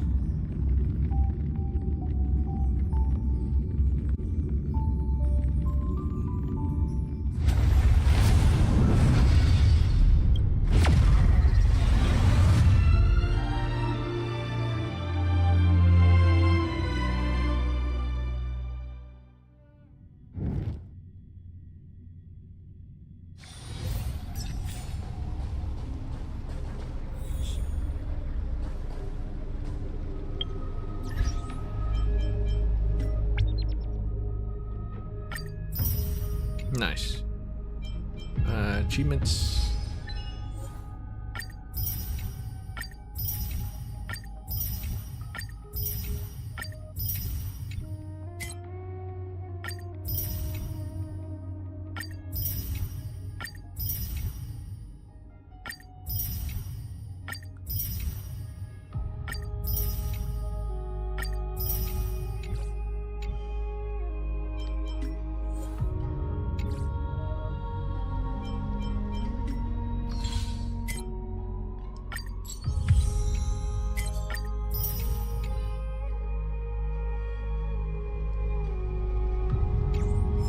know what? That'll do.